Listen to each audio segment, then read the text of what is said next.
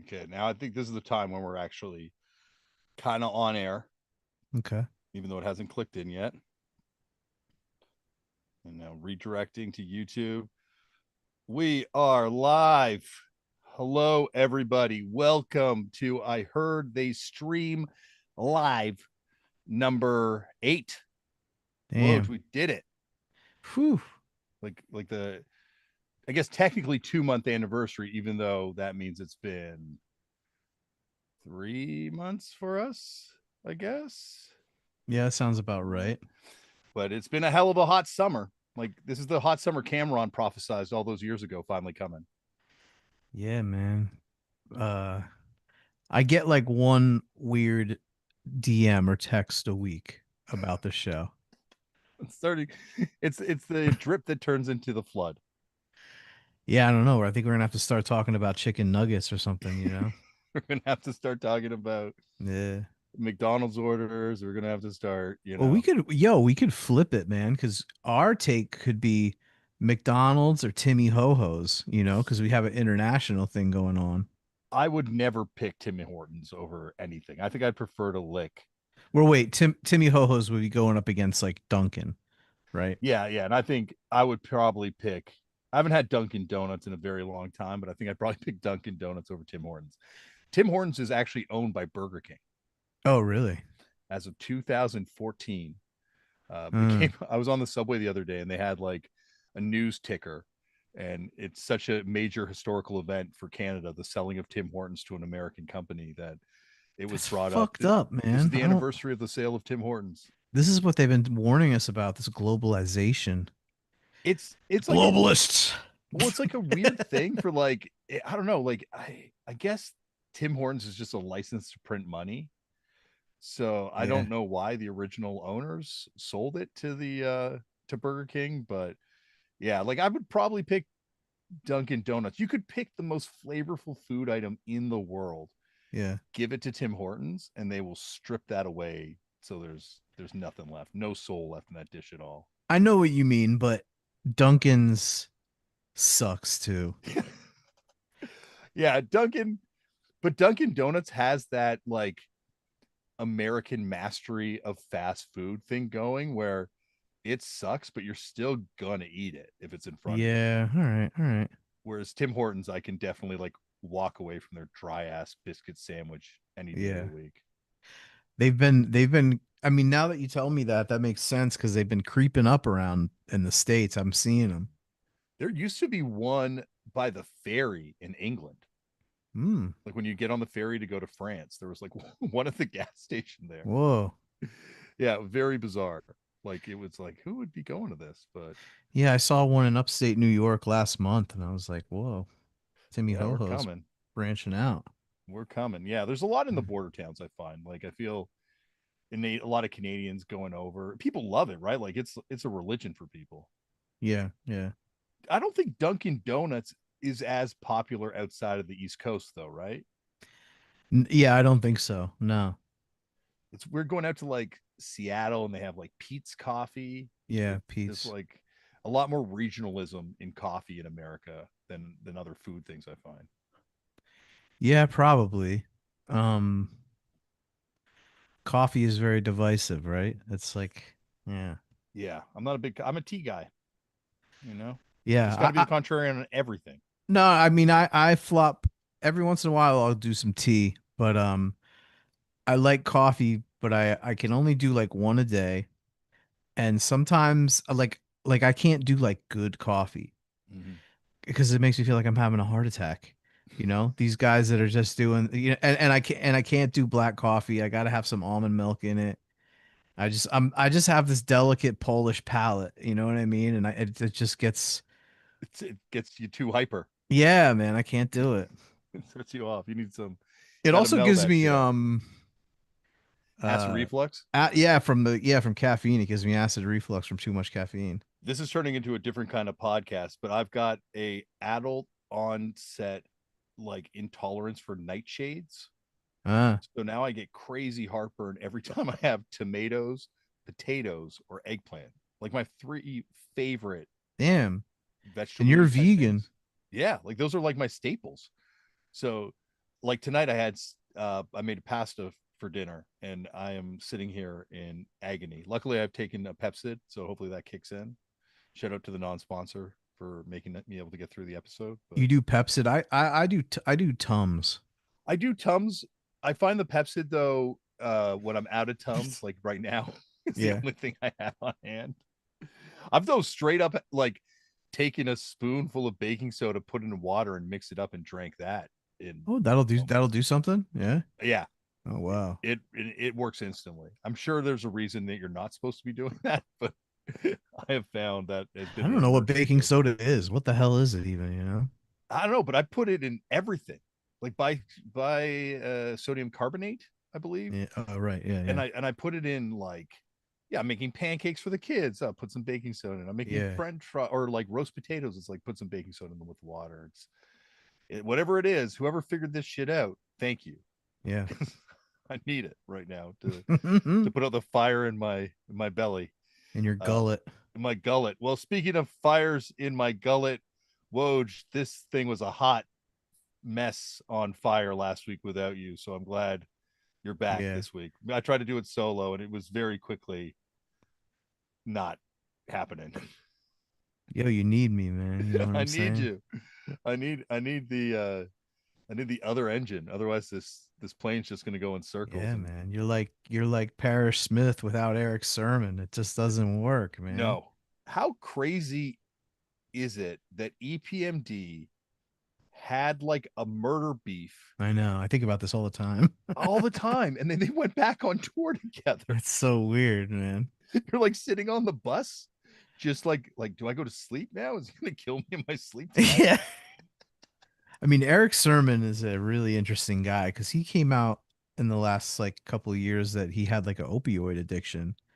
Oh wow, going back Yeah. to like I guess the early 2000s, I imagine, or before. I don't know because do you remember in the mid 2000s when he like jumped out of a window? Oh, now you say it, I do kind of remember that. And then there was that like New York Ron Browse song that was I'm jumping out the window with this one, jumping out the window with this one, which Was was that in just reference to that? it had to be because it was right Oh after my it happened and god. it's just like amazing. And I was like a couple months ago I got obsessed with that song and when I become obsessed with something I'll just like because I have to like name like 100 files a day for work. So one day like I'll be like, man, why can't I find this file? And I'm like, oh, because it's called I'm jumping out of the window with this one 12. Because I'm like, let me save this real quick. I'm jumping out of the window with this one, jumping out of this with the window with this one two, jumping out of the window with this one three. Yeah. That yeah, that's crazy. I saw them. I saw them when Back in Business came out. They Hmm. played a show here in Toronto that was awesome. I think the Executioners opened, or maybe that was a different show. Sick. Uh, but then I saw them again at the My Bloody Valentine All Tomorrow's Parties. Wow. It was really cool. Like it was like a Yeah. really weird vibe. It must have been one of the weirdest shows they've ever played because it's like peak UK indie revival era Yeah. at like a Yeah. holiday camp. But they were fantastic. It was both That's times they were amazing. great live. Yeah, I mean they're great live. I've never seen them, but I watched so many videos. But right before this, right before we jumped on, I was watching this video of Method Man and Redman at the MOBO Awards in 1999. Have you ever seen this video? No. It's amazing. They're like Method Man is running through the crowd, and then on stage, Redman like jumps up on like the podium that they like announce awards, and then in the audience, you see Dame Dash and Jay Z just like going crazy. It's such a good video, and both have like at that time like all the urban clothing lines they made that like wet looking denim. We call it wet denim, and it's just like it has like the other side of the weft of the denim. There's more of that, so it gives it that wet look. But they just have like that like denims, top and bottom of that with a white tee. They look so fucking cool. That's awesome. Somebody needs to sit them down and show them how cool they could look because those dudes look crazy nowadays. But My cousin Miles, who is he's awesome, but he's the biggest Method Man Redman fan in the world. Like anytime the two of them are doing something, he's yeah, gonna go see it. and his dream has always been to pass Redman a blunt during the show. So he goes to Vegas and he smuggles one in his shoe, and he's like right up front, and he's filming himself doing it. And it's like he's had to smuggle in his shoe, so the thing's fucked. Yeah. And then he lights it and he passes it to Redman during the set. Redman takes a couple inhales and he goes like, "That's the worst roll blunt I've ever had. Take this shit back." He's got it all on camera. That's So amazing. awesome. That's like running up and kissing Morrissey or whatever, you know. Yeah. A fool's errand. Yeah. There's there's a video. I think it's in that, maybe it's in the Jay-Z tour documentary that came out way back when, where it's like Method Man and Redman, and Redman's just gotten like a bunch of weed, and he's going through, he's like smelling the bag of weed and talking about trying Chocolope. It's like from my cannabis like Mm. fans perspective, that's like one of my favorite videos ever, because he's like such a deep head about it and so passionate about it, and so early on into that kind of Was that the movie show. called like Backstage? Maybe it's called Backstage, yeah. And there's that, It's from there's like the some like late 90s, early DMX is in it 2000s. too, I think, maybe. There's around the same time there was Backstage and there was Survival of the Illest tour, which was like a Def Jam tour that had Okay, those guys as well. So maybe it could be one of those two. yeah, we used to put them all like on at the video store I worked at and just watch that or Beef or Yeah. all day. It's a pretty sweet job. Well, speaking of sweet jobs, we got an unfortunate job to start off the show with, which is the passing of Jim Kimball, who was the drummer in the Laughing Hyenas, played in the Jesus Lizard, played in Mule, an incredible drummer, and very sadly passed away today. So thoughts go out to all his friends and sending love out to all his family. And yeah, an unbelievable drummer. Are you a Laughing Hyenas fan at all? A little bit. Yeah, they're sick, but I didn't know he died. Yeah, just I think it must have happened. I don't know. It seems to be spreading on Instagram today. People putting up tributes and things Oh like that. wow. John Brandon put up a great tribute to him, and some awesome photos from Laughing Hyenas stuff over the years with Huh. him. Was he And the Jesus Lizard like main drummer? more in more recent years, Mm. I think he was. I To be honest with you, I don't know. I met him when he was playing with the Jesus Lizard. That was the only time I ever met him. So, um, but yeah, I don't think he was from Texas Right. originally. Okay. So, but I don't know. Once again, I should probably have researched that before he got on here. Whoops. Well, Definitely not a very good tribute. There's lots of better tributes going on to him right now. I've been That just came on my social media feed before we were going on air, and but otherwise than that, it's been inundated with stuff about the Rampage Jackson son yeah. beating up Psycho Stu Hmm. thing, which has become a big news story in wrestling this week. Yeah, it has, man. I've heard a lot of takes on it. Well, everybody has the same take pretty much, but I'm sure I haven't seen as many takes as you, but yeah, it's crazy. Crazy, yeah, definitely. It's a lot of things about wrestling at once. There, like certainly, like backstage at wrestling, it's not a joke, and certainly not a place you want to be if you're not invited, Yeah. and definitely a place that I've been straight up told like we will beat your ass if you step out of line back here. Damn. Like we had cameras, so it wasn't like I was like going back there just hanging out, but they were like, if you film someone who doesn't want to be filmed, we will fuck you up. And it's Jesus. so, yeah, wrestling, and this is all of this kind of speaks to it. It's like a unique culture, and still kind of like, because it was an outlaw culture at one Yeah. time, and still has kind of elements and parts of that to it, like the levels of, not to break kayfabe by using the term, but the levels of kayfabe that were Mhm. going on in that moment, which of course leads to this guy being totally fucked up, and yeah, it's I mean, to be honest, I'm still kind of like confused by it, you know, like and it's just so bizarre. yeah. I think like I don't know. Like it also speaks to stuff I think about all the time about being a dad, Mm. and over the years, not over the years, but just seeing stuff with Rampage and his son, and kind of the way he's trying to raising him to be a fighter, and just putting a guy in this situation where he's kind of being clowned on and he doesn't necessarily know the kayfabe rules. He's not from that kind of world, and then to bring him into the ring, Right. and Yeah. it's a lot of poor decisions, I think, went And it's into it. also like I hate MMA and UFC. I hate like it's so weird that I like wrestling so much because I like boxing a little bit. Like I could like really enjoy watching boxing, but anything like I just don't like any shit where like a dude gets on top of somebody and just starts pounding on his face. It's like not entertainment to me. It's like crazy. If you Yeah. like that, you suck. Like you know what I mean? But the thing is, it's like that stuff is so normalized in culture now. And like 2 out of 3 guys are into MMA, you know what I mean? So you see this, you're like, "Oh, I'm in a ring. That means I get on top of a guy and repeatedly hit him in the face until somebody in a Foot Locker shirt rips me off of him." So like, I don't know, I feel like that's like in the back of people's heads anyway. It's just weird.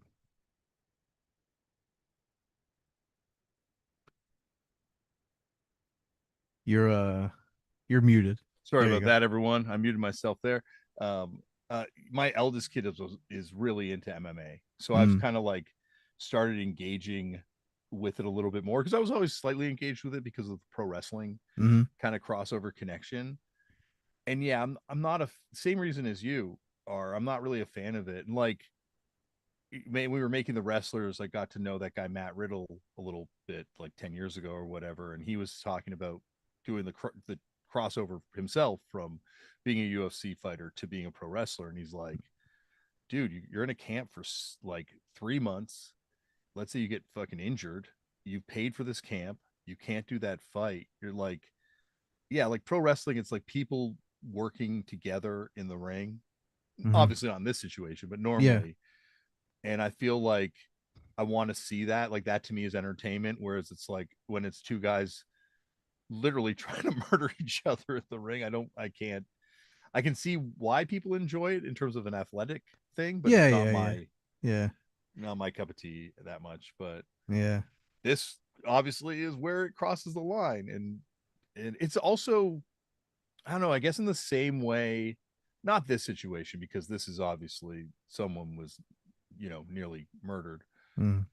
But I, when wrestling does cross that line and you do have the guys stop cooperating and start actually being antagonistic towards each other in the ring, I feel that's like NASCAR fans that watch for the car crashes. Like there's Yeah. an element of the fan base and there's like an excitement that has for fans because that's not supposed to happen. Like that's the you don't want to see people get injured, but also there's like an excitement like, oh, this is for real now. This has Yeah. crossed that line. And And there's a difference though between like you know, receipts and this kind of shit.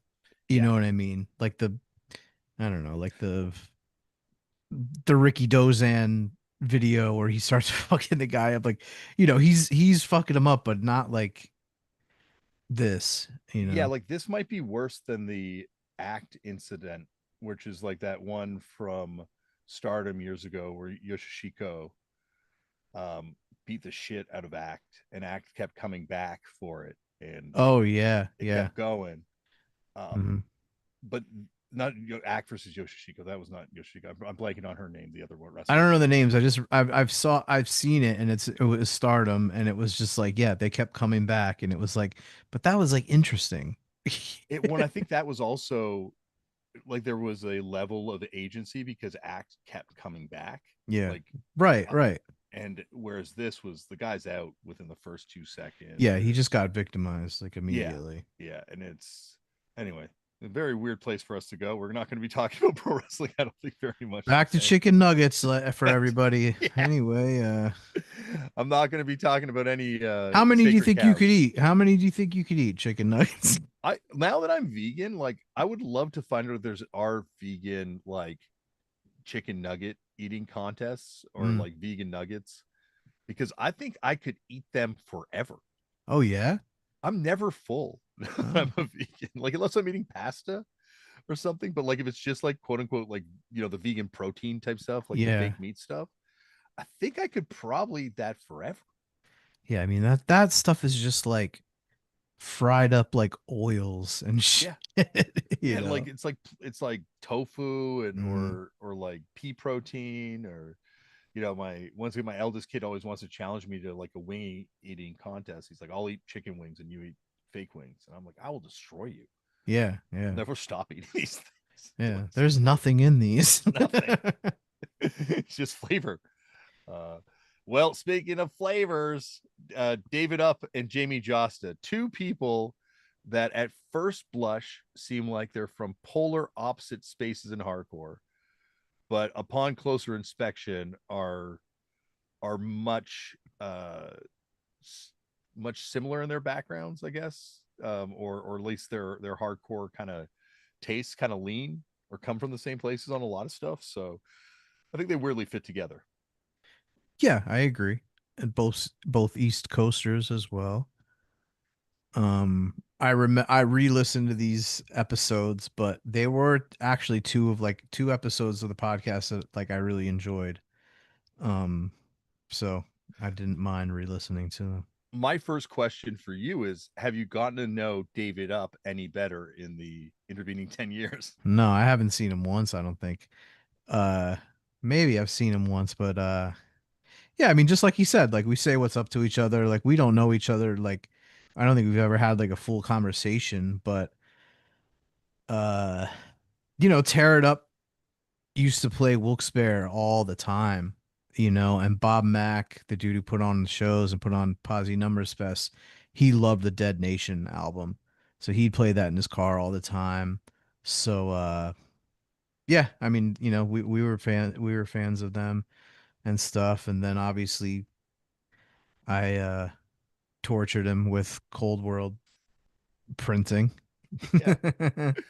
I kind of feel like that Dead Nation LP was a huge deal when it Hmm. came out. Like I remember the excitement around that. Like that was kind of after they had already broken up, or it's just around them when they were breaking up, I think. Yeah, yeah, But it felt like that almost ushers in that next wave of of hardcore on the East Coast, yeah. or at least the first sort of like. So does that predate the Shark Attack 7 inch, or it's around then? I think it's after Okay. actually, but I think it like does it predate like Down in Flames and all Oh that yeah, stuff? yeah, Yeah. Yeah, like I think it kicked that off, you know what I mean? yeah. It was almost like post Floor Punch, the next New Jersey band for like Hmm. this kind of style of hardcore, fast Yeah. hardcore and stuff. Yeah. Yeah, like they were a huge band for us. Like Tear It Up came to Toronto. First time they played, I think was supposed to be the first fucked up show, and maybe we didn't play that one, or yeah, I can't remember. But Haymaker played and trashed all their shit, Hmm. and then they came back again, and as we talked about on that episode, brought up Mental and Think I Care with them, and it was the day after the Think I Care had beef with something in the water. So Hmm. there were like a bunch of speeches that were being cut on stage by Think I Care about the situation that happened. But Toronto's kind of like the Europe of North America, or Canada, I should say, is like the Europe of North America in a lot of ways. So no one in the crowd, other than a few of us that were on message boards, knew at all what he was talking about. So like Yeah. looking around the room and all these people like hearing this speech in bewilderment was another favorite memory of that show for What me. was the beef? I think there was a fight, to be honest. Like I Uh, don't want to like it was like something in the water, and it was like the night before the show anyway. Something went down, uh, and there were some references made to it on stage, and it was something that was talked about at the time. I guess it would have been on the Rev board or Bridge 90 board, or maybe in the Herps board or something. But certainly nothing that the Toronto kids in the crowd with their Alexa on Fire shirts would have been aware of. that's funny. And it was also where the Mental Jonas said that Greg actually said fucked fuck social suicide and not career suicide. But I remember hearing fuck career suicide. Fuck social suicide. Yeah, like he didn't even know the name of the band. That's even better. That's even a bigger insult. It was so good. I think fucked up, as I say, would have caught it because Mike played in fucked up, but I don't think Greg knew who we were at that Mm, point. We were supposed to be a locking out band though. really? Yeah, we talked to Greg a couple times at different points about doing a record, and then I think we were talking about Greg doing the Mind Eraser fucked up split, which Uh, never really existed. yeah, yeah. That would have been awesome though. I would have loved it. Like that's still, to me one of the coolest labels around that time period. Yeah, man. You'd have a lock to put next to your Rev Star. There's a custom made like Damien action figure that someone gave me. Yeah, yeah. And I'm wearing a locking out jersey on Oh, that cool. toy. So it's as close as I'm gonna get, Woj. Yeah. How do you feel about your Rev Star? Are you Well, we only have like a Rev Comp Star, Yeah, right? that's what I'm talking about. We share the same Rev Star, you and I. We share the same Rev Star. It's funny because like this weekend I took my kid in to a skateboard store here, Blue Tile Lounge, a great store, and it's actually owned by the guy Sean Moe, who's like a Rev super fan, like Mm. hardcore kid. They used to do merch for Grade back in the day, and he was talking about getting like when Grade signs getting like the Rev Star with their number as a tattoo, like way back when. Somebody did that. I forget who, like somebody that we know, but I can't remember who it is. It's But kind yeah. of like I would like to do it, but then again, it's like one of those things that would only mean something to Yeah. me and like might look like some weird sketchy gang tattoo to anyone that had no idea what it was, You or a know what it cop is? I tattoo. feel like if you have a bunch of tattoos and that's in Yes. there with them, that's cool. You Yeah. know. I have like my tattoo selection is completely random and just Mhm. like more tattoos of opportunity than tattoos of like meaning. So I should just get that fucking Rev Star. Yeah, why not? I got an HG Fact number. You do. Yeah, we have two records on HG Fact. Whoa, I didn't know that. Yeah, CD compilation and a single. Damn, So I was that's pretty like, cool. yeah, that was like I think even more than Matador. Like that to me was like, oh, this is like the coolest Yeah, that's so cool. to be part of that thing. I'd love to get we have a Sub Pop single now, Yeah, yeah. so Damn, man, you're collecting labels, man. I'm doing it. Flexing labels like cables. I I love that. feel I What? feel weird about the Rev Conf because we're because our song's fucked up on it. You know what I mean? And I just feel Your song's actually fucked up on it. Like the master was fucked up on it, right? yeah, like the second so like when we recorded it in this weird little studio in Wilkes-Barre. Not the studio that we like you use to demo everything, an even crappier studio that was run by these like old, like butt rock dudes. And we recorded it and somebody was supposed to go back to mix it and no one ever did. We never I don't know what happened. We kept sleeping on it. And this is when Bob Shed was at Rev and he was like hounding us like, "Yo man, we need it, like the deadline's here or whatever." So he ended up just having our bass player at the time, Foster, just go and get the CDs or whatever and send them to him. Like behind your guy's back, kind No, no, not of. behind our Okay, back. okay, okay. Just that it was just like, hey man, since it's taken so long, like I think it was like they were giving us the runaround. Like they would never answer the phone or they would never have time to mix the track or whatever the fuck it was. So it ended up that he sent the tracks to Bob Shed and Bob Shed's like, yo, I'll just mix it out here. So this was like, early 2000s or whenever the hell it was. I didn't even have a laptop at the time. So it was like, Bob Shed literally called me on my like, little fucking Motorola and is like, Yeah. "Hey man, I'm in the studio. How does this sound?" And I'm like, I don't know. It sounds kind of weird, and I'm like, I wasn't sure what I was listening to, and like, whatever happened, like it ended up like the Dan's second verse, I think. I don't even want to re-listen to it because it pisses me off so much listening to it. Either Dan's full vocals or just the second verse are behind a half beat. Yeah, that's it. Something. It's like a half step behind on the Yeah, vocals. Yeah. um and also there's a scratch part at the end and that's totally off time. So I guess like when they when they opened the session up, Bob Shed, he was like, yo, man, the tracks are just scattered and we just have to put them together, you know? And that's what was so hard to listen to and to catch certain things being off time. So my Rev Star has an asterisk and I'm not happy with it. I'm bummed about it. Yeah, like I feel like Bob Shed kind of started the Rev Renaissance during that Definitely. period. Like Definitely. signed a bunch of bands because prior to that, I think Rev was kind of in a real low period. They were down bad, yeah. Yeah. But I And was gonna go on Wax and diss them. oh, you were for I that? was because we wanted to be on Rev and Bob Shed didn't want to sign us. Which is weird because Bob was the first guy that played me Cold World in I his know. car and then gave me the copy of the 7 inch because he actually break shipped the 7 inches to him, I think. I don't know why. For some reason he wasn't down. And it was at the time of Clips Mr. Me Too came out where he's like the Crackers weren't playing fair at Jive. I was gonna put in a Cold World song the Crackers weren't playing fair at Rev. Oh, that's so good. That's so funny. But yeah, the that comp we our song is actually a song by Terminal State Right, right. that was dissing us, and so we took this Yeah. song and changed all the lyrics to be about Terminal State, That's and then amazing.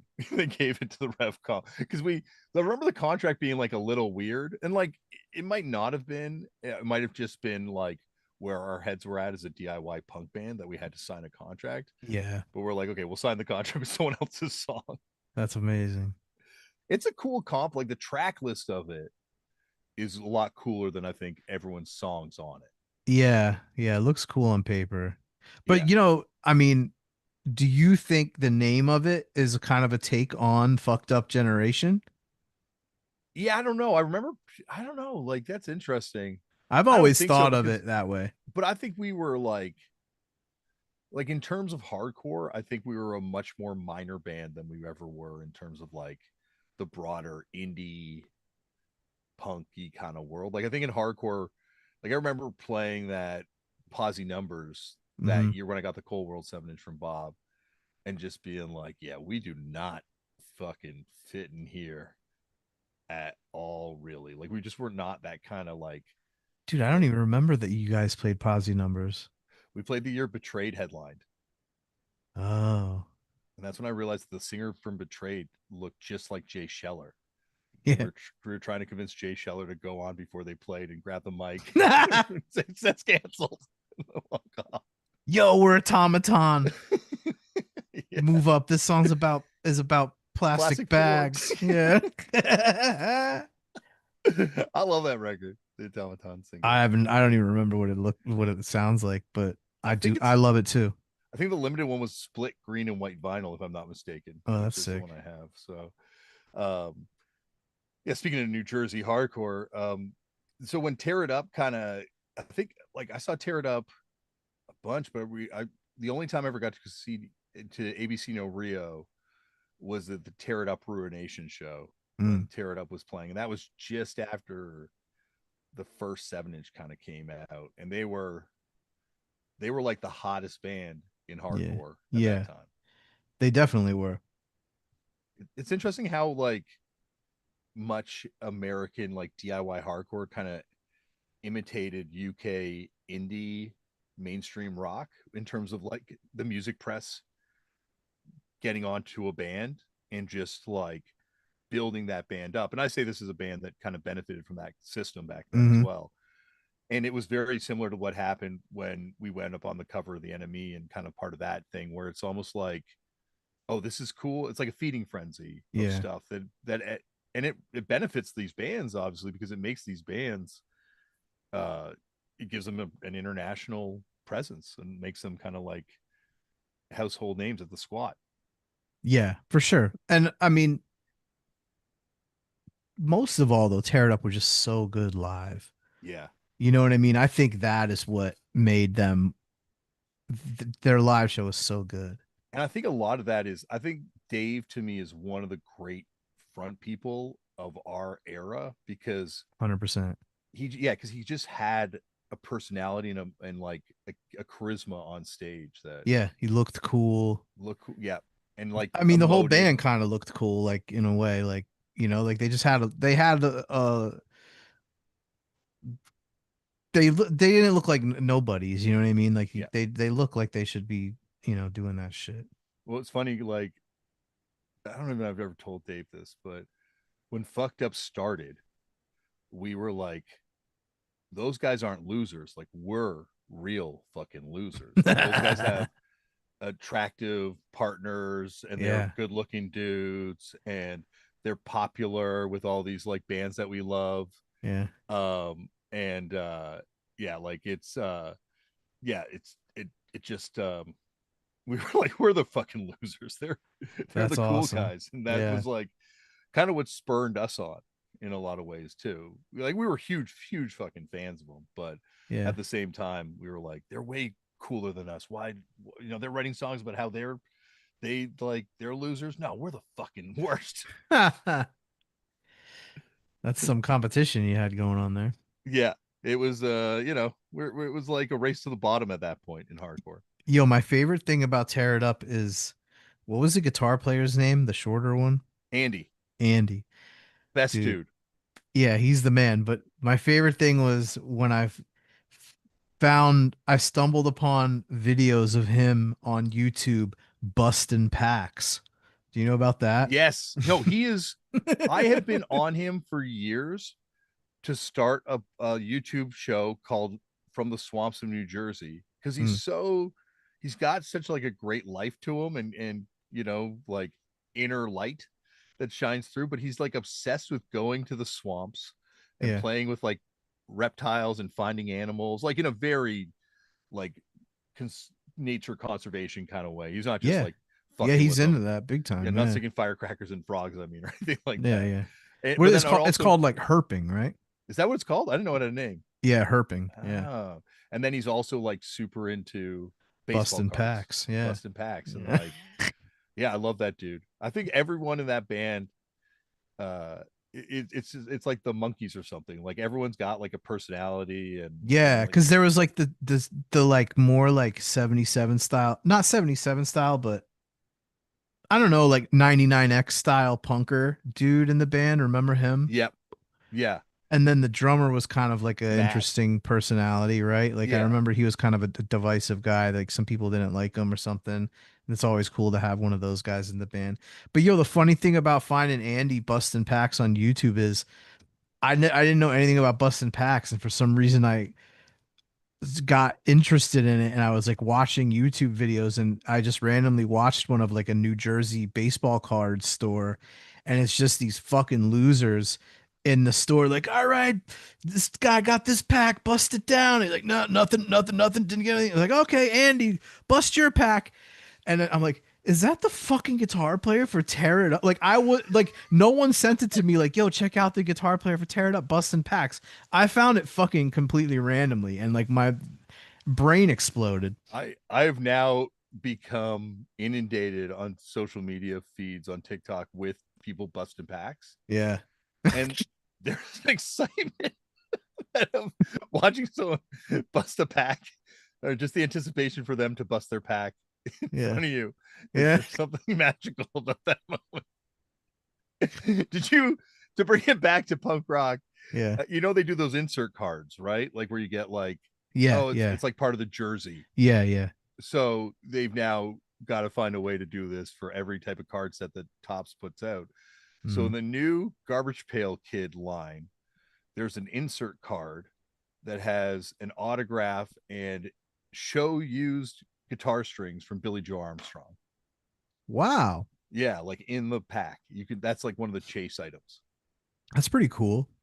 It'll be interesting to see what that sells for because a lot of those patch cards, Yeah. like with the bigger names, people sell for like hundreds of thousands of dollars at the top end of it, or tens of thousands of dollars in some cases. I've seen one where it was like an insert of like a check that like Mickey Mantle signed. Whoa. Yeah, shit like that. I heard about this because now I'm obsessed with this type of card content. That the last game that Michael Jordan played, Hmm. at the end of the game, I think it's Tops bought the floor and then cut it up and insert it Whoa. into cards like Huh. packs. And that you could, like, from that series of cards, you can find bits of the floor like labeled or Yeah. like the card printed on that. And I'm like, oh, that's so fucking sick. Yeah. I've pitched that idea for like sneaker projects a bunch of times. You know what I mean? Like I'm Mm-hmm. like, yeah, like it could be an insert in the shoebox. Like just get Nike or Reebok or whoever we're doing the project with, like if it's an Allen Iverson, buy a game worn Allen Iverson jersey, cut it up and make inserts into the shoebox, and then that makes it super limited or whatever. But it never went through. But I'm sure somebody will do it. Yeah, because you see it happening with skateboards now, right? Like you get blind packs of skate, like a skateboard comes in like a foil pack. Oh, really? I've never seen that. Yeah, they did it with like a Pokemon one and some X-Men ones. And these are Hmm. like real skate brands that are doing it in drops at skateboard shops. Yeah. And it comes in like a large foil card looking pack. And you Yeah. don't know Yeah. which graphic you're going to get till you rip it open. And there's chase graphics in there and weird colorways and all that kind of Oh, stuff. wow. Interesting. I don't know. Like, you go to Japan, you see it at like McDonald's, right? Like limited edition Yeah. chicken McNugget box for this month and stuff. So there's someone out there that's going to collect everything. And I just think Hmm. people also like, as you and me know, people love the idea of having something that someone else doesn't have. Or Yeah. It's cool, but at the same time, like as a collector, I like that stuff, but also it's like kind of lame because it's stuff that's like made to be collected, which I fucking hate. And yeah, then also I'm so over the fucking secondary market and the secondary marketization of everything. Someone tries to figure out a way to have a secondary market on every kind of product. It's so whack. And like, even like with sneakers now, like the sneaker resale bubble completely burst. Like, there's, handful of years ago, there was like multiple sneakers coming out a week that would resell for at least 2 to 3 times their retail value. mhm. Now the majority of sneakers that come out sell for under resale retail value on the secondary market because it's it can only it's not cool anymore, you know what I mean, because it's so lame. It's like what I described. It's like something that is made to be collectible, so it Yeah, ultimately isn't, right? So like kids start thinking it's lame, so whatever, the bubble bursts. But meanwhile, it's you still have to get your sneakers from StockX. They still sell out on Nike, and you still have to go to this other thing to buy your It's like so stupid. Like, yeah. And it also, like at one point, the idea of like getting a guitar string and being like, this was Billy Joe's guitar string. I know that it means something to me because I was yeah, at the show and I somehow acquired this thing, and like guitar picks and drumsticks and all that kind of stuff. hmm, And it's just like another way to monetize something that used to be accessible to anyone and everyone. And like you're saying, like it's not like the Green Day fan. There, sure, some Green Day fans are going to be motivated now to buy Garbage Pail Kids, but let's be yeah, honest, most of those cards are going to wind up in the hands of people that are busting yeah, lots of packs, pack yeah. after pack after pack to get them. I would love to bust a pack of the '80s WWF cards, though. That'd be fun. We should do an episode where you and me just stare in each other's eyes and bust packs. Yeah, Like just two, like locking in, just just busting bust packs, packs at the same time busting packs at the online. same time. I'd bust that pack. I'd bust a pack of Yo MTV Raps cards. The metal cards would be fun. Trying to get the like the two Chromax cards that are in the set. Like I think there's a Paris one. I know there's a Harley one, right? Yeah. There's like there's like it's just like was it metal cards or was it just like music cards? I thought they were like metal rock cards because like Cuz there's like Morrissey in the same set. I think it's a different. Oh, that's a different one? I think Maybe. so because like I Okay. think I'm thinking of one which has like Cozy Powell cards and like Uh, Anthrax cards and stuff. Maybe it's the okay. same set, but I think I would have held on to the Morrissey cards. I don't know if I would have held on to the Chromax cards back then, Yeah, not knowing them. I know I have the Morrissey card. I might have the Harley one. I don't know. There's a there's like a baseball cards that I want, like Scott Radinsky cards, Yeah. and I like have a couple of them just from being like a kid buying cards back then. Yeah. And then I went online and I'm like, oh, cool, like a Scott Radinsky card. And I found a lot. You can get like 15 different Scott Radinsky cards for like X number of dollars. Yeah. And then they had one of those cards slabbed for like 15, 30 times the price type thing because someone sent it off to be graded. And I'm like, oh, that's what's going to ruin collecting. Mm-hmm. I was thinking today because I was like going through stuff ahead of this interview trying to find the Hatebreed quote about quicksand. And I was like, I should send away like my Victory magazine to get slabbed and graded by CGC or something. Yeah. I mean, because the thing about those is it keeps track of how many are graded and at Yeah. what grade. So if you were the first person to grade it, you would have the most You'd have the rare top one. grade for it. Yeah, you'd have the top grade. We should just slab all our zines and become the most hated people. Do you have any slabbed item? No. No. Do you have any? I have one. Like a comic book or a record or what? It's a card. I'll grab it right now. This doesn't count as your three things. This Don't doesn't worry. count. Woj has gone up to get the slabbed item for those of you who are listening into the audio form. Like this is why you should be watching us on the YouTube because you'd be missing out on this stuff. Okay, what's your slabbed card? Oh, whoa, a Tiger Mask card. Where'd you get that? Just on eBay for like $20 or something. Oh, that's awesome. I don't know. I wanted to get a Tiger Mask toy the last time I was in Japan, and they're so expensive. Like the original ones are like like a super beat up one that's like missing the either the mask or the cape or something. It's still like $400, so I didn't get it. And then when I'm back here, I was just searching eBay for Tiger Mask stuff, and I saw that for like like 20 or $30. I was like, I don't know, something's telling me to get that, Yeah. so I got it. But this is a cool set of cards because um there's a Bruiser Brody, there's a Ric Flair, and a bunch of shit. It's from '83. Those are like a NWA card set or Yeah, I guess so. Um, yeah, I that's mean, this American card set, I guess, it's right? American. Yeah, I mean, this says he hold both NWA and WWF junior heavyweight titles concurrently. So I don't know. Yeah. No, that's all. I kind of I'm sure I will eventually like see a Scott Radinsky card in the wild. Uh, like on a slab or Hmm. maybe but I like for me, I think with like records, it feels like I'd be locking it away in a Yeah, way it's that stupid. I don't hate it for cards yeah. because you could still see the whole It's card. that's the medium still exactly as it should be presented that way. I Exactly. 100% agree. Yeah, but for comics, it's obviously stupid. You know what I mean? But I understand it for like super old comics. Yeah, like and I also get it for like if you're gonna have $1 million comic book for sale or Yeah. $2 million comic book, like you're not gonna be reading that thing. You're No. not gonna No. pop it open. Like Yeah. sure, like seal it in Mylar forever. Hmm. But I like otherwise, yeah, like it's just you've lost the actual value of this item Yeah. because you've been preserving the financial value of this item.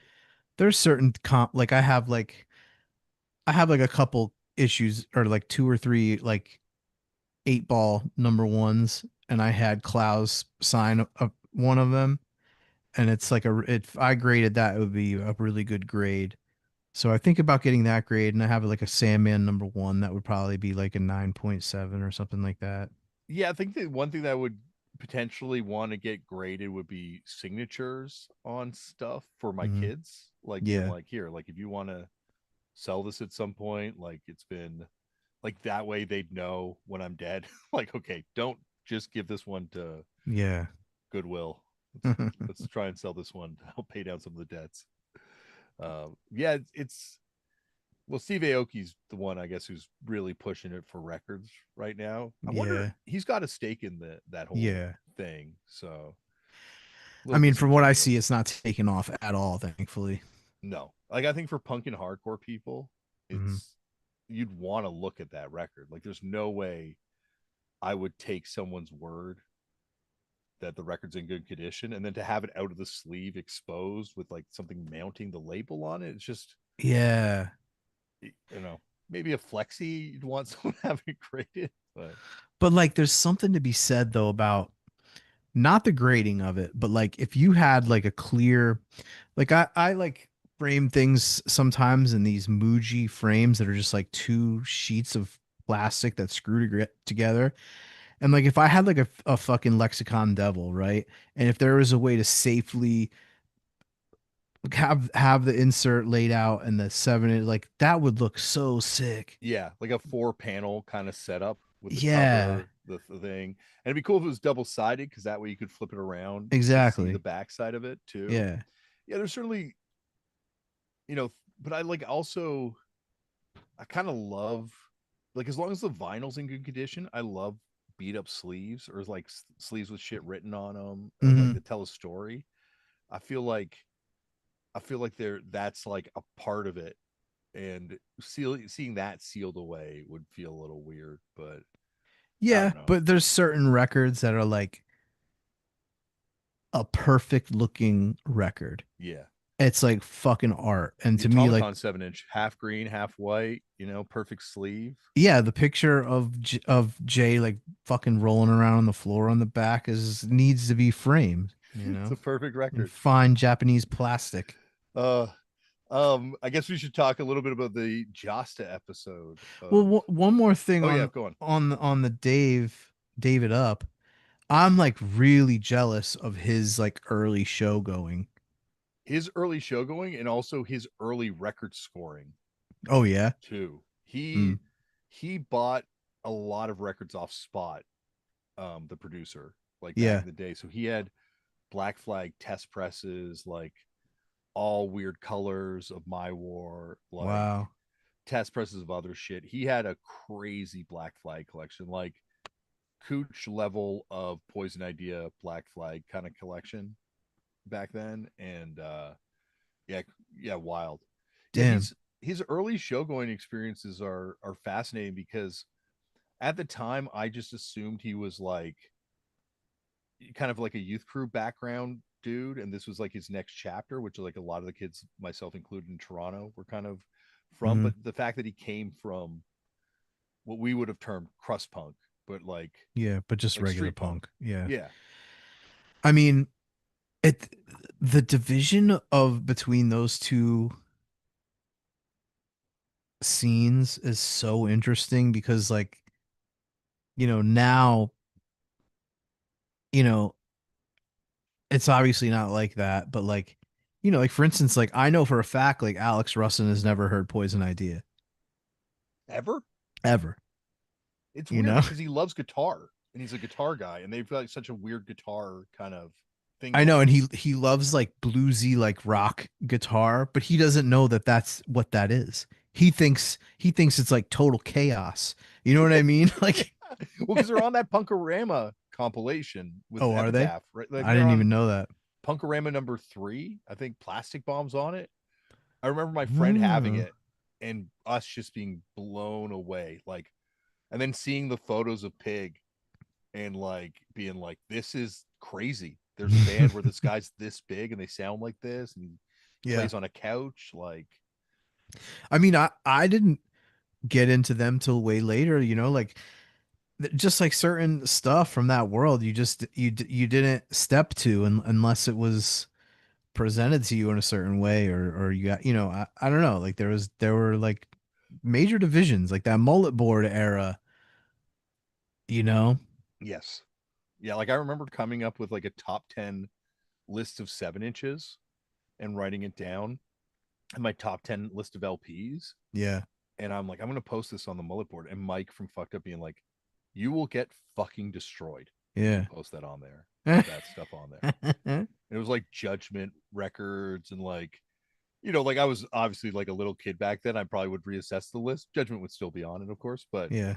at that time, like you're saying, like even liking like non youth crewy, non capital H American hardcore was kind of like a weirdo move. Mm-hmm. And there was like, you know, there were certain shows at home base in Wilkes-Barre where like there would be crossover, and like the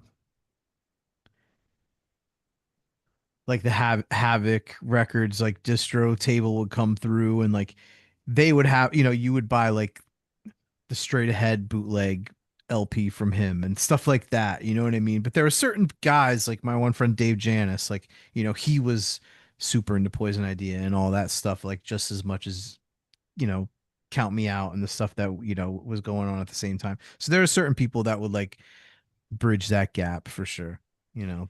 Yeah, I think Porter playing Matt DeLong crossed out in his car one time was like the moment where those guys started respecting my taste in like hardcore a little bit more. They were like, yeah, Porter likes that band crossed out that you like too. It's fucking crazy. And it was, yeah, because it was like, it was very divided, which is interesting because Felix von Havoc was like an OG DC hardcore kid. And Hmm. like all of these people came from kind of the same place. And like there were, but like Sweet Pete gave Todd from Tragedy his Discharge records.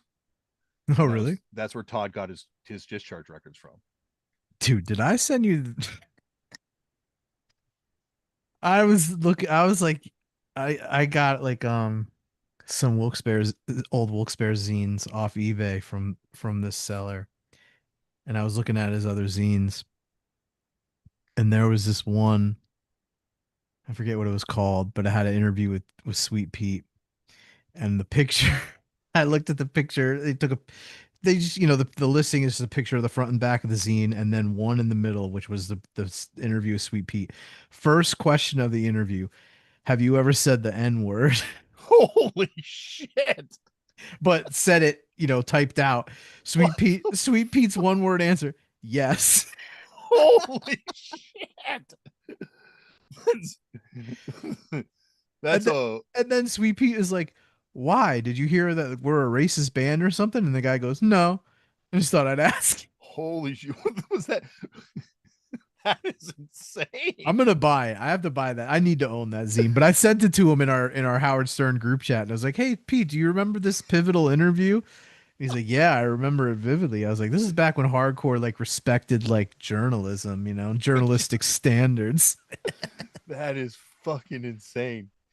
That could be like a whole terrible version of Turned Out a Punk that just starts with that question every single episode. Wow, that is fucking insane. Yeah, that's like I feel like going like I went to university before I stopped going, but like I was there for like a year and in Toronto. Mm. And one of the classes I had was a women's studies class, and they were talking about zines being an absolutely vital form of literature, communication, study, and how important they were. In particular, talking about feminism Yeah, and that time. And but like I feel like for hardcore and punk, it's the same way because there's like a rawness to zines that's not like any magazine interview from that era. dude. I mean, and that's like zines with interviews. Yeah, The this is true. reality is the majority of 90s hardcore zines had no interviews and were just like, dude, like this zine that I got, the last one that I got from the Wilkes-Barre area is from this dude Sean, who I knew as like a kids movie era skater dude, you know, and he was Yeah, like the man in that scene in Wilkes-Barre. And when and like he, you know, he would tell me that he used to be a hardcore guy, and I like couldn't even believe it. You know what I mean? And he would like, you know, he knew all about it and stuff. So like, damn, this guy's the fucking man. And then he went on to become a pretty interesting character. But anyway, this zine is like from him when he was like probably like 15 or 16, right? And dude, like almost half of the zine is articles about how sex is wrong. Like straight up, like just this 16-year-old kid, yeah. probably 15, because he, I don't think he was actually he's one of those guys that like never drove, you know what I mean? He's an interesting guy. I'm with them. Okay, you're one of them. You're an Yeah, interesting I'm a guy. weirdo. Yeah, Yeah. But yeah, it's just like, and you're just like, oh, I just like, I remember like these synapses happening in my brain when I was a little kid too, you know, but I didn't fucking take it to Kinko's and Yeah. you That's know. like, as much as like uh like there's a reissuing zine culture out there. Hmm. I'm I'm never surprised how many people I talk to that are just like, there's no fucking way I'm Yeah, ever reissuing my zine. I'm like, yeah, I yeah, completely understand it. And this is people with like very respected zines that are yeah, just like, yeah, there's some shit in there that I wrote as a 17-year-old that I can't yeah. stand by as a 40 something year I old mean, dude, the plus. biggest thing, what, dude, like the biggest trend at that time was zine articles and bands. Almost every band had a song about anti-abortion. Well, yeah, certainly the hardline era and like But that. not even hardline, dude. Like just in hardcore in general, it was a thing. It was a thing, but like it was a thing for like the vegan side, because there was also Yeah. just as strong a counter thing to it the whole time. There was, yeah. Like how many times have someone come on the show and talked about being at a show where Earth Crisis got Velveeta bombed Yeah. or yogurt bombed for that song, Yeah, yeah, yeah, yeah. and they wrote Yeah. the apology note for that song, like that was inserted afterwards, like real quick. Like that was like, kind of explaining it and saying like we didn't mean it like this, and like, but it is something that has followed them kind of, I think, certainly in that era. At every Yeah. show it was like, not actually, probably every show there was a kid that wanted to take them at task about Hmm. that song, because I remember they showed up in Toronto, like second victory, third victory record era, third victory record, like the last victory LP, and people were still bringing that shit up on stage to them and stuff. Yeah, I don't, but this dude Sean who's seen this was, I remember there are these two, my buddy Adam, his older sister Laura, her and this other chick Kate were like the cool like riot girl type chicks in our scene, and they had a zine that like won some sort of award or something, or maybe was featured in 17 magazine Mm-hmm. or something. And the chick Kate went on to just like last year like wrote a book about like, I want to say it was about American Apparel or something, but her name's Kate Flannery. But anyway, we were, me and the dude Sean, I was driving and we were pulling up to, she was having a party at her house, Laura. And he's like, hold on a second, yo. And he takes his book bag and he like took out like two like cans of beer and just like slammed them and threw them out the window on the street. And I was like, damn, dog, you're just gonna litter like that? And he's like, yo, dog, like these houses and these streets. He's like, that's litter to me, yo. And I was like, whoa, bro, it's mad deep, son. I And we remember went to the party. I remember going to a party at someone's house. I think it was Chris Collan's house. No, it wasn't even Chris Collan wasn't living there at the time. It was some hardcore kid's house, and this guy we were with eating like a sandwich or something and throwing the wrapper on their front lawn. And it's like, dude, like, what are you doing? He's like, let the rich people drown in their own filth. Oh my God. It's like, this is our friend. Yeah. Going over here to party for a second. God. Well, let's I guess move on to Jamie Josta. Yeah. This was an episode that was like, I think a week or so after I did an interview with him, live in person, for his podcast. So this was kind of the follow up, and Oh. it was kind of weird.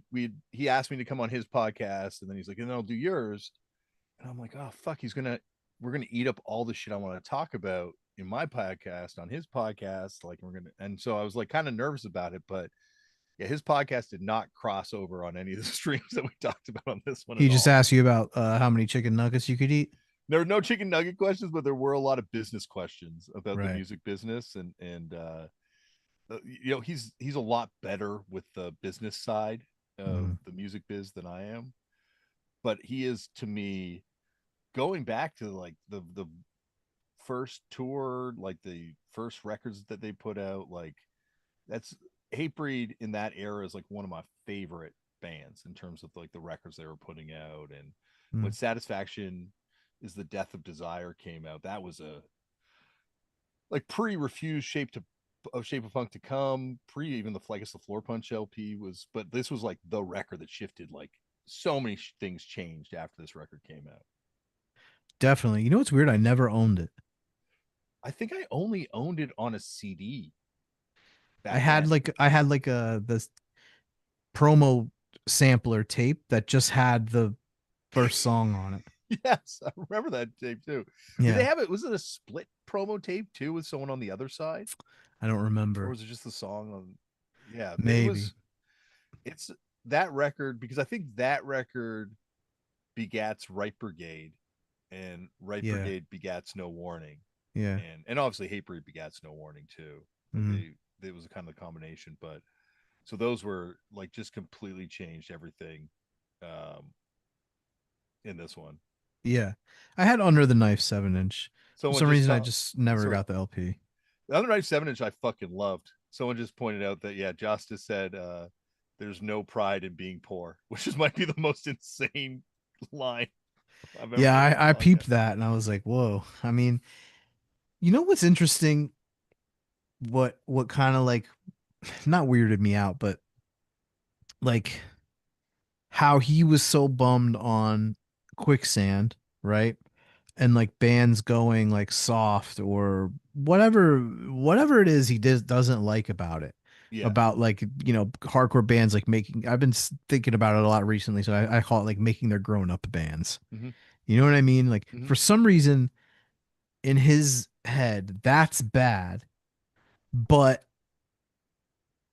as long as you're being heavy, you know, doing all the sellout shit is okay as long as you stay heavy.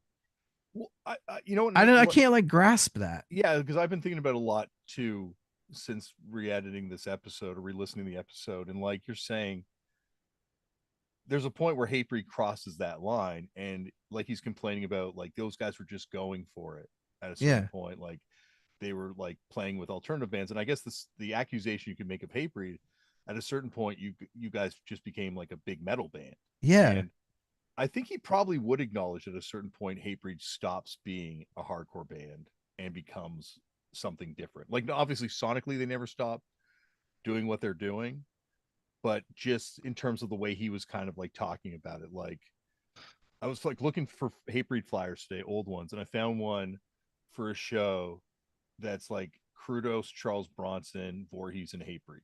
God damn. So fucking awesome. That's amazing. Could you also just imagine the vibe of those dudes back then in a room with all those other people? Where was it? Fuck, I got it right here on my desktop. Let's call it up in Chicago. I'm sure, but let's see which flyer was it there. Uh, to say this, my desktop is a fucking mess, as you can Oh, probably. mine is a war zone. Yeah, this Mine's a hate breed pit. is yeah, this is definitely mine. Looks as messy as this flyer looks. I wonder if I can show this on the screen. I don't know. I should figure out how to do that. Yeah, it's DeKalb, Illinois, Mm, on April 7th. I guess it would have been 96, I think. But damn. yeah, what a show. Charles Yeah. Bronson opening, Hatebreed on after. I mean, hate breed at that time in 96, like they weren't like the penultimate beatdown or whatever mosh band yet, right? Like But they still so had like Boulder in the band, and they still had like they were an intimidating Connecticut. Connecticut had a reputation back then as being like the definitely. hardest. Definitely. Like people mosh with hammers Yeah. at the shows there, and yeah, so like they were an intimidating force, I think, right out of the gate.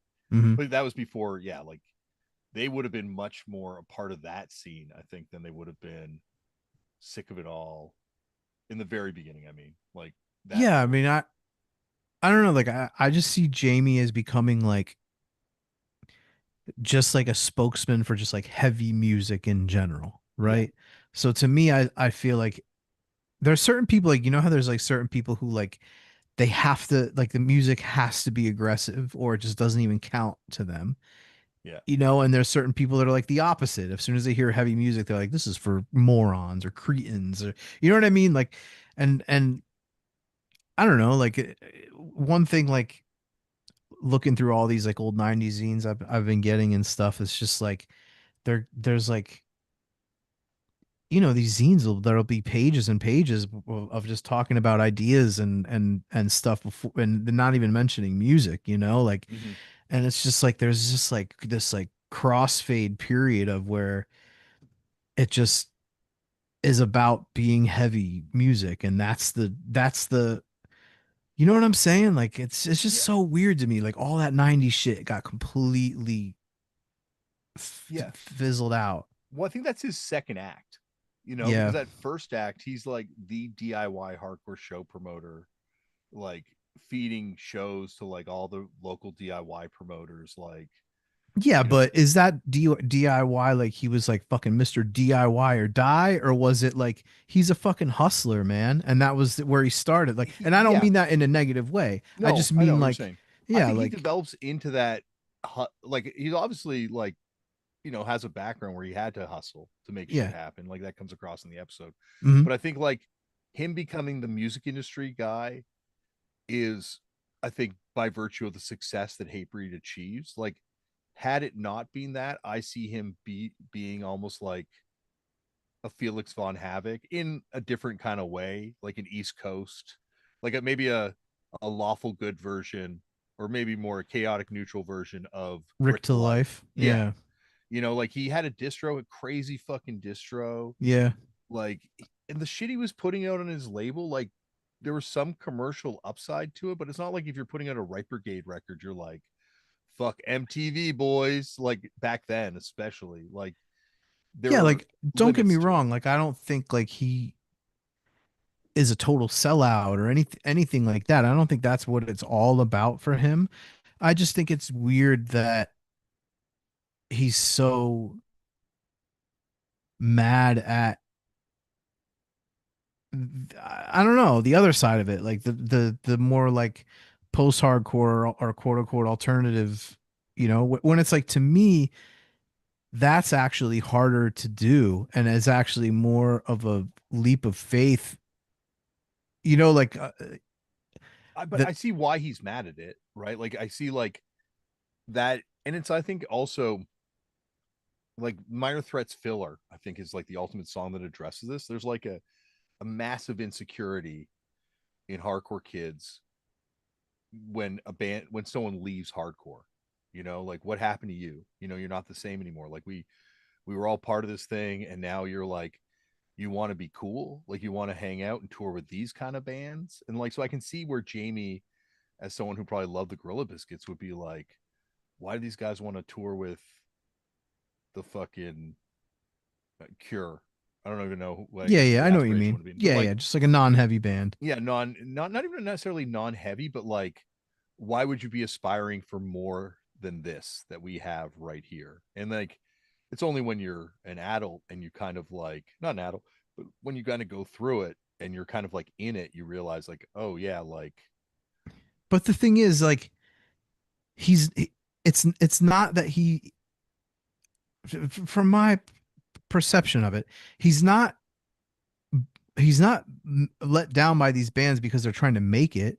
He's let down by them because they're trying to make it playing wimpy music. Because well, at the same time, he's like, yeah, the earache was happening, yeah. like Chaos AD or whatever. Like, No, he because I'm editing a video of that section right now, which I uh-huh. may or may not put out because I'm like, kind of comes off dickish to Quicksand a little bit, and I don't want it to be. I wanted to be like, I think it's awesome that his dislike of Quicksand inspired Hatebreed. Like I think that's, Yeah, me too. Like that's the thing. Like I love that kind of but shit. the But bands I'm just trying to wrap my head around yeah, the the thought bands he process. specifically mentions, he's like, they were talking about hardcore, and it's a lack of perspective because at the time that they're talking about them being a hardcore band, he's like, I'm listening to the Voorhees, Yeah. I'm listening to No Escape, and he's very specific, like DIY hardcore bands. Born Against is another one, which I think Jamie Josta loving Born Against is the mind blowing. I know that was so cool that he said them specifically.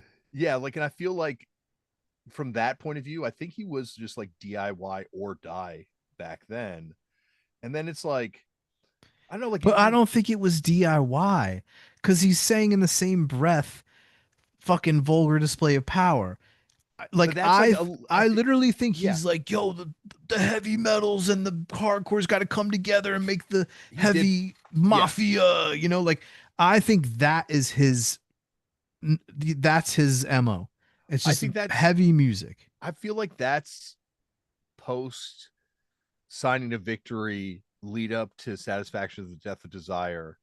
Because like Victory was so kind of hated back then by hardcore kids too, that even signing to Victory was kind of looked at as being like, oh, you're signing to a fucking major label type thing, right? Like, I don't know, because like he to me is It wasn't in that part of the scene. it wasn't in that part of the scene, but he was like the dude who was like repping the most insane. Like he had Zao bootlegs in his fucking distro back then. Yeah. Like he like was into that shit. Like granted, he's really young, and I think it's like he they found success. He's super young. I'm looking at a photo of him singing in Marauder. He looks like he's like sorry, singing in a Marauder shirt. Yeah. It's like that famous photo passing the mic, and I'm like, he looks like he's 17 in Yeah. this Yeah. photo. Like he was like Yeah. a kid doing all these shows, and anyone who went to Connecticut. But like, yeah, he always had a hustler's mindset, and that's. But it's like coming from the same place that I feel like a lot of people in hardcore kind of had. We got to hustle to make this thing bigger because what we're doing here is so awesome and more people have to know about it. And I Yeah. think it evolved into something different as time went on because, you got famous. Yeah. Yeah. And But like that's cool, man. Like I get that. Like if you're just like a a soldier for heavy metal based music, like that's cool. I just yeah, like he gets like I've always been, and that's why I wanted to do that interview with him like so early on because I knew he did have like that Voorhees tour connection. I knew the people he connected with in Toronto back then, and like talk about weird columns. I have like some zine where he writes some like super like punk rock centric kind of column back then mm, um, for this like little zine. I don't remember which zine it was. Anyway, he's like I'm intrigued by that period of his like life in music because like if Hatebreed hadn't been the band they were and exploded, I think it would have been interesting to see how he fit into the hardcore ecosystem, like a hustler dude that's also plays in a band. Like there's a lot. Like you look at the bands that found success. Dropkick Murphys is kind of the same way. Ken from the mhm. Dropkick Murphys, like was booking shows. Like it was a guy who booked shows and was like, okay, I'll just get a band together Yeah. on a whim and had that kind of hustler's mindset. Start a label Yeah. right away. I Started imagine like that's what Jamie would have done. Is I mean, I know he yeah, obviously did a label as well, but without Hatebreed, he would have done a label anyway, probably, yeah, right? Yeah. yeah, and it would have been yeah. Like I think his heart's like I know he gets a lot of critiques from people, and I'm sure there's people have reasons for doing that, but I think like his motives sometimes get a bad shake. Like I do think he actually loves this music. It just he has always looked at it with a business mindset, which is so Yeah. looked down upon in punk. Even Yeah. though I'm sure I would love to hear him and Ian Mackay talk about the business of punk and stuff because I feel like both of them have that kind of like hustler mindset in different ways. Yeah, man. I mean, I was talking about this to Alex today. I was like, I wonder how many hardcore bands split money up unevenly. I would say probably more than we Nowadays, think. probably more. That's what he said. He's like, probably more than we think, man. Yeah. You know? Yeah. I think it's, I think there's like, especially songwriting. I think there's a lot of shit that goes on with bands Yeah. behind the scenes that we don't know about, like bands having ghostwriters. Hmm. That's been going on for a very long time. Like you and me both know that there's like that's just a part of this scene. Hey, Maybe it's bands always out been. there for the right price, I could even make yo shit tighter. Yeah, I'm not going to make the same claim or reference it. Nah, no, what do I know? I'll sink your fucking band. I think now especially that there's, I don't know if there is real money on the table, but there's like the possibility of real money on the table Yeah, now. yeah. So I feel like there's probably more of that going on at this point. I'm interested to know like what kind of money is popping off. I don't know. I can't call it because I also have been hearing about certain bands doing these big tours and they have to change half of the venues because of poor ticket sales and stuff like that, like Yeah. recently in this past year. And it's all these bands that are like going for it. And you're like, damn, they're really doing it. And then you hear from your industry insider buddies that, like, oh, yeah, that tanked, man.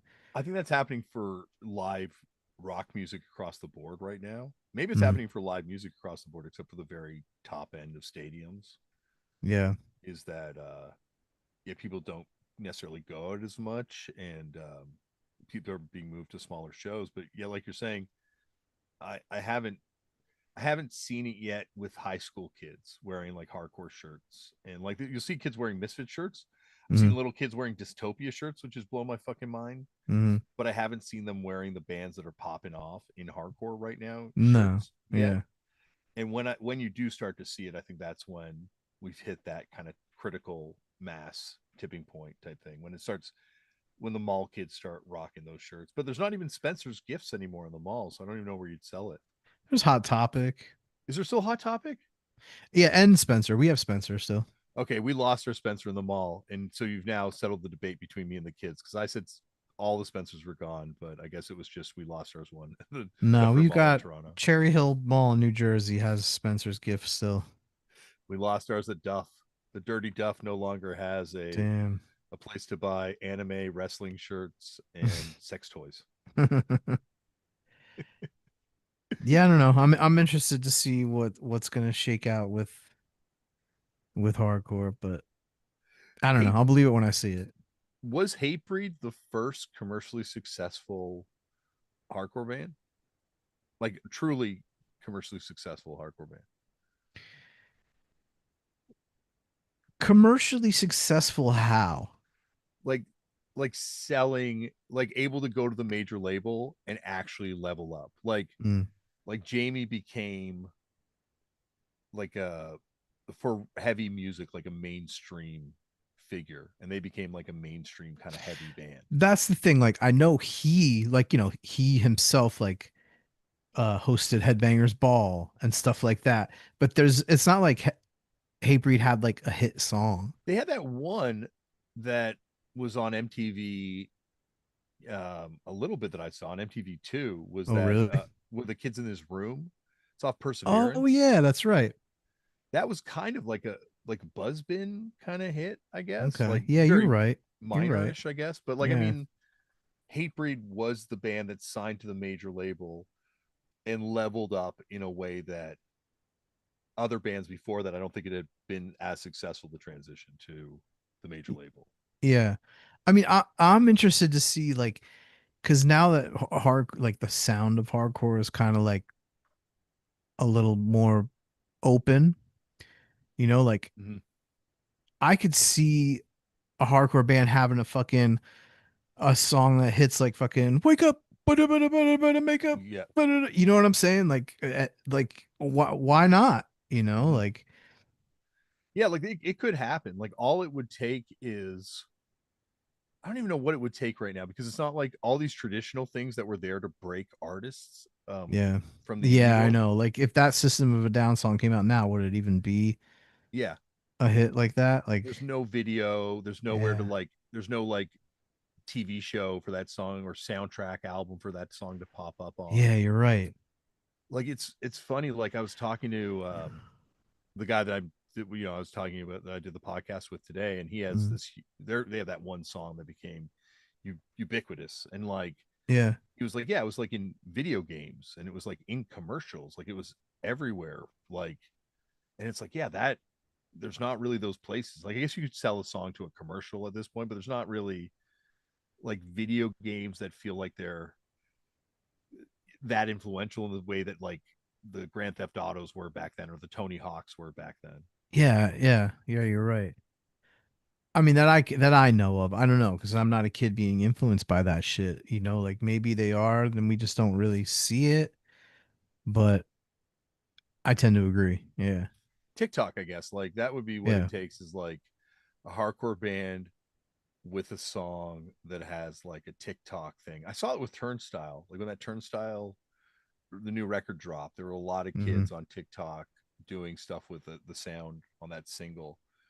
And so I guess they'd be the closest thing to having that. But you're right, like a band writing a really catchy breakdown part, or like having a wah type Yeah, part in their yeah. song that goes viral. Maybe it did happen with Knocked Loose, your friends. Maybe I don't know. I don't know, man. I don't know these dudes. Because they have that like part in their song that I think people like go into, like a barking part or a like a something part that people are into, and it's become like a TikTok thing. But maybe it did K9 happen. want their royalties knocked loose.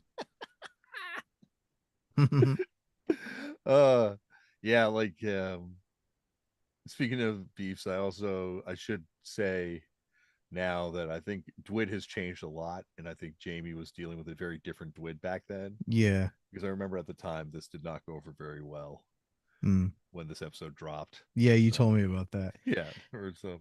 But I think he was just speaking to his experience. Like I feel like a lot of the times when he's talking in this episode, he's actually going back to his mentality at the time rather than speaking from how he looks at it now. Yeah, I agree. Yeah. So like I think with the quicksand thing and the integrity thing, he was kind of like really getting into how he felt back then to explain it. Yeah, especially with the quicksand thing cuz he said like, like you know what I mean? Like he's like I wouldn't say that now, or whatever he Yeah. said. He had a thing. But one thing that I really liked about that that episode was where he was saying that like 91 to like 93 was like an awesome time period, cuz I agree. Like those 91 to 93, like so much of my favorite shit is from that time period, like music, comics.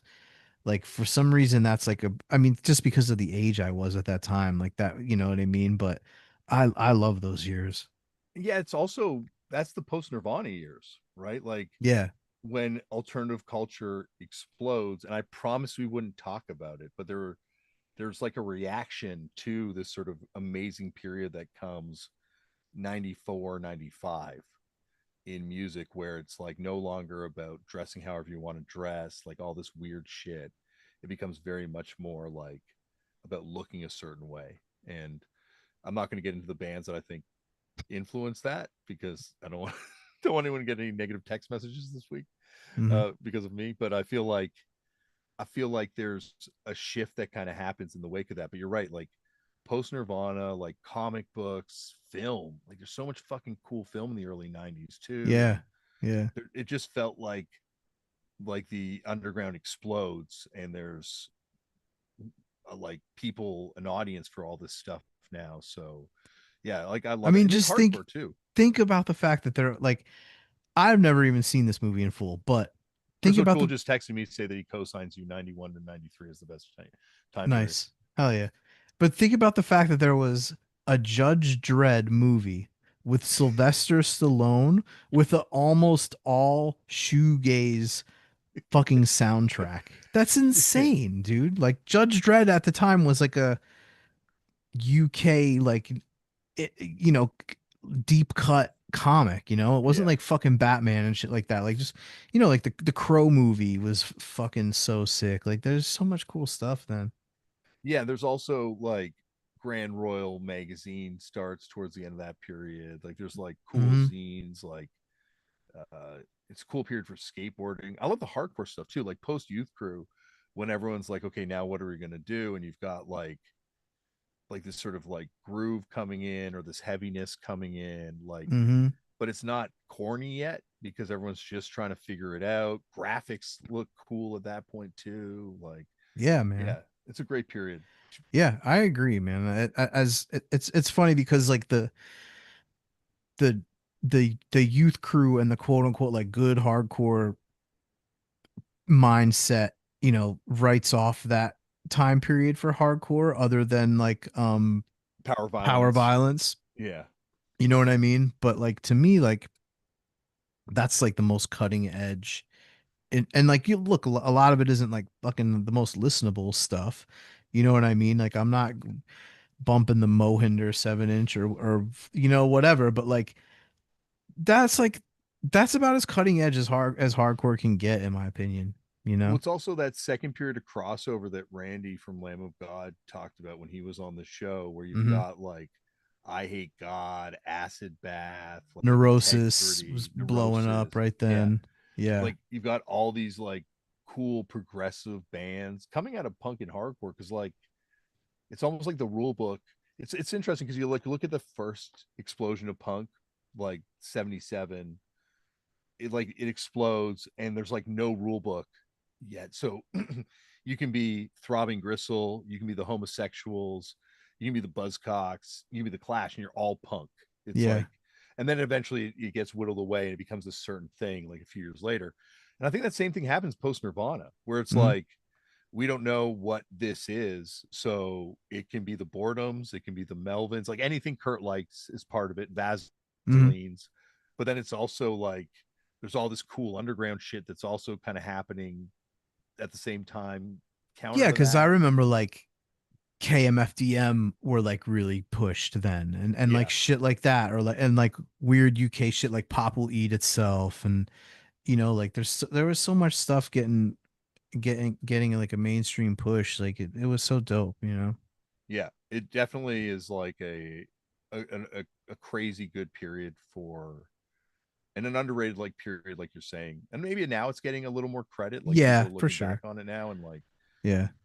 it was like a real great moment in creativity. Also, technology was such that like it hadn't overtaken the creative world, but people were Hmm. like using it in cool new ways, and like desktop publishing was just coming in. And I'll say that the period right after where you're saying like, you're obviously insinuating that like Britpop and like stuff like that kind of like overtook that and like made it a little more dogmatic or style driven or whatever.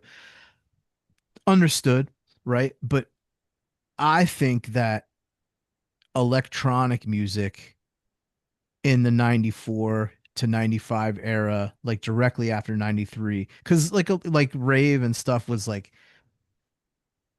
existed in 91 to 93, but it was all kind of the technology wasn't there for like all the different kind of genres to like really dial into what they were until like 94, I would say. And then you have like fucking, it turned from like acid house, hardcore techno, and like just hardcore like breakbeat, like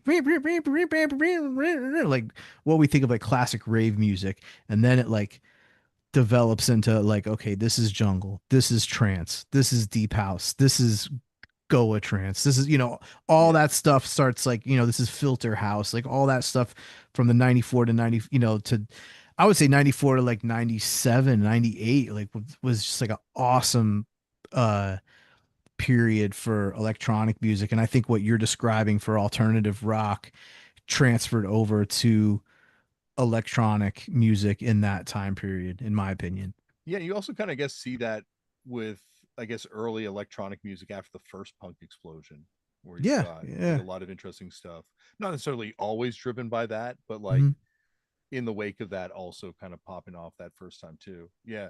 It's it's cool like to kind of like be able to look back on this sort of stuff and track it. I know there's a book, I think it's Grell Marcus's Ranchers, Ravers, and Crowd Pleasers, and in it he talks about an economist that would look at the history of music Mm. and saying that you could like track economic booms and depressions based on people's taste in music at different times and popular Oh taste in wow. music, Huh.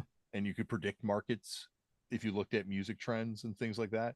Like I don't know enough about economics to follow that, but I do think you can kind of look at the way music trends affect the larger music ecosystem, and you can definitely see how that all happens. Yeah, yeah. Yeah, and also just to add on to that, like like trip hop type stuff, You know what I mean? Like at the same time, if you're bored by Blur and Oasis, dude, you have fucking Massive Attack and Portishead Yeah, and they're fucking that shit and like the yes. whole like Mo Wax and all that stuff popping off. That's just like mind bending shit, you know? And I think when Britpop first started, before it kind of became like a marketing thing, when it was just like a guy throwing it out in a label office. I might be quoting the guy that I had on the podcast today, actually, when I say this. Hmm. It was like kind of a more interesting genre as this sort of like, because the British indie scene prior to that, I think like we're talking about with 91, 92, like the My Hmm. Bloody Valentine, the Sarah Gasoline, Records. Sarah Records stuff, Hmm.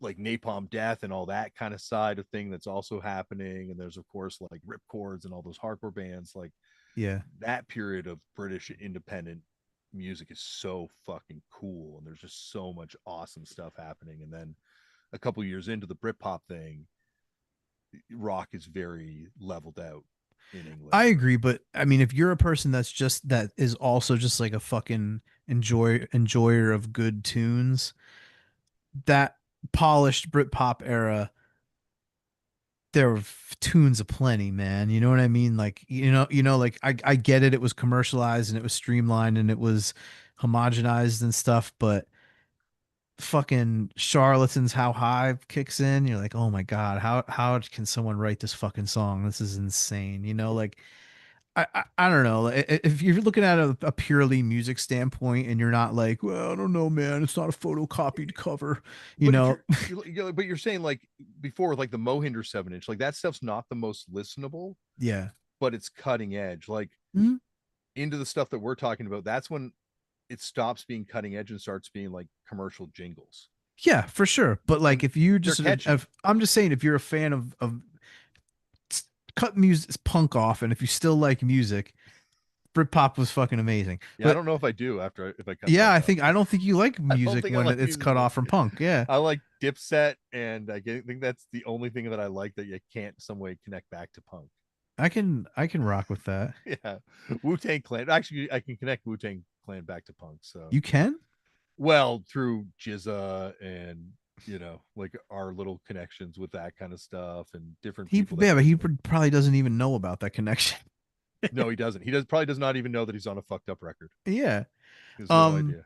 you know what? One more thing I wanted to bring up about that time period was the earache signings and like the earache like kind of like because Jamie like brought that period up in like a positive way, Yeah. right? But then like if you I had like all of that like grindcore stuff that was and power violence stuff, like I forget what the hell record I have. It's like a plutocracy split, the like kind of like oversized 7 inch like that always gets fucked up. I forget it's a Yeah. split Who's that a with. split with? And Yeah. yeah, I know the record. Yeah, but the insert, it's just like fuck Napalm Death, fuck Morbid Angel, fuck, like it lists Yeah. Carcass, every fuck Earache, blah blah blah, corporate sellout, blah blah blah, and it's just like I wonder if that's like, I don't know, like a regional thing, like because I feel like on the East Coast people weren't feeling that way. No, and I think it might have been a regional thing. I think it's also I don't know, like it's interesting because the earache. By the time I was buying earache stuff in the late '90s, it was like that weird electronic Yeah. crossover thing. So Hmm. yeah, like I don't know, like I would be interested to find out. Do they say what the roots of it? Because there were a lot of fuck earache things. Like I know Yeah. business wise, there's been some Well, commercial it breaks. was when they I think they got like a major distribution deal, Okay, I can and it see was that. like that time when Heartwork, Wolverine Blues, um what was the Napalm Death record? Harmony Corruption? No, No, no, it that's the one was after. Yeah, after that. But yeah, it was that rollout of that group of it was like the first time that they had like I think it was like Sony or something. yeah, and they had ads in comic books. Yeah, yeah. I Yeah, I mean, remember there that. was literally a Wolverine crossover for Yeah, Wolverine Blues, and I think that had something to do with it. And I don't know, like to me, like Carcass Heartwork is like a super challenging and interesting record, you know, like Yeah. so Yeah, like it was also at that point, like the DIY side of the politics of this thing was like so yeah. strong, right? Yeah. Like, and so anything, especially in that world, I guess, because there's so much like fuck EMI kind of energy with a lot of that proto crust kind of scene, Hmm. that I think it would have been looked at as being like the worst possible sin you can commit. Um, yeah, like I don't know, it's they were like you go back through that catalog and you look at the stuff Earache put out, and you're like, when it comes to like extreme music, like maybe like a good chunk of the 50 greatest extreme records of all time came out of on that label during that brief period. Like, and it's also, I'm always fascinated by that side of the scene because it's so kind of pan national, like the way they're looking, like they're putting out bands from America, like the Yeah. Sleep record they put out during that period is like one of the greatest records too. Like, Yeah. or And they just were prior to putting that. out like experimental shit. Like what the hell is the one record where it's like Lou from Sick of It All and like fucking the dude from Napalm Death, and it's like a noise Yeah. record that no one talks about. Yeah. It's like blood from a dead soil or something like that. Yeah. It's like a few words. I forget what it's called. And then like even like what was the Mick Harris shit? Painkiller, right? Yep. You know, like they put out a bunch of his those records. Oh shit. Sorry, my recording on the computer is stopped, but I will just continue it here. Yeah, it is definitely. Oh, Blood from the Soil. Blood from the Soil, yeah, yeah. Thank you, Jay, for that in the chat.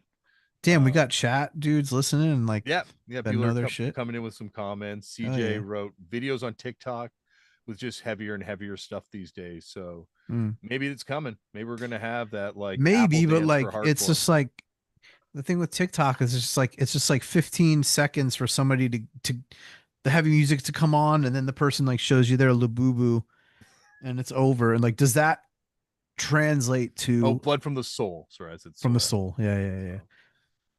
But yeah, you're right. Like the little boo boo, a little boo boo moshing to end it, like Yeah. that.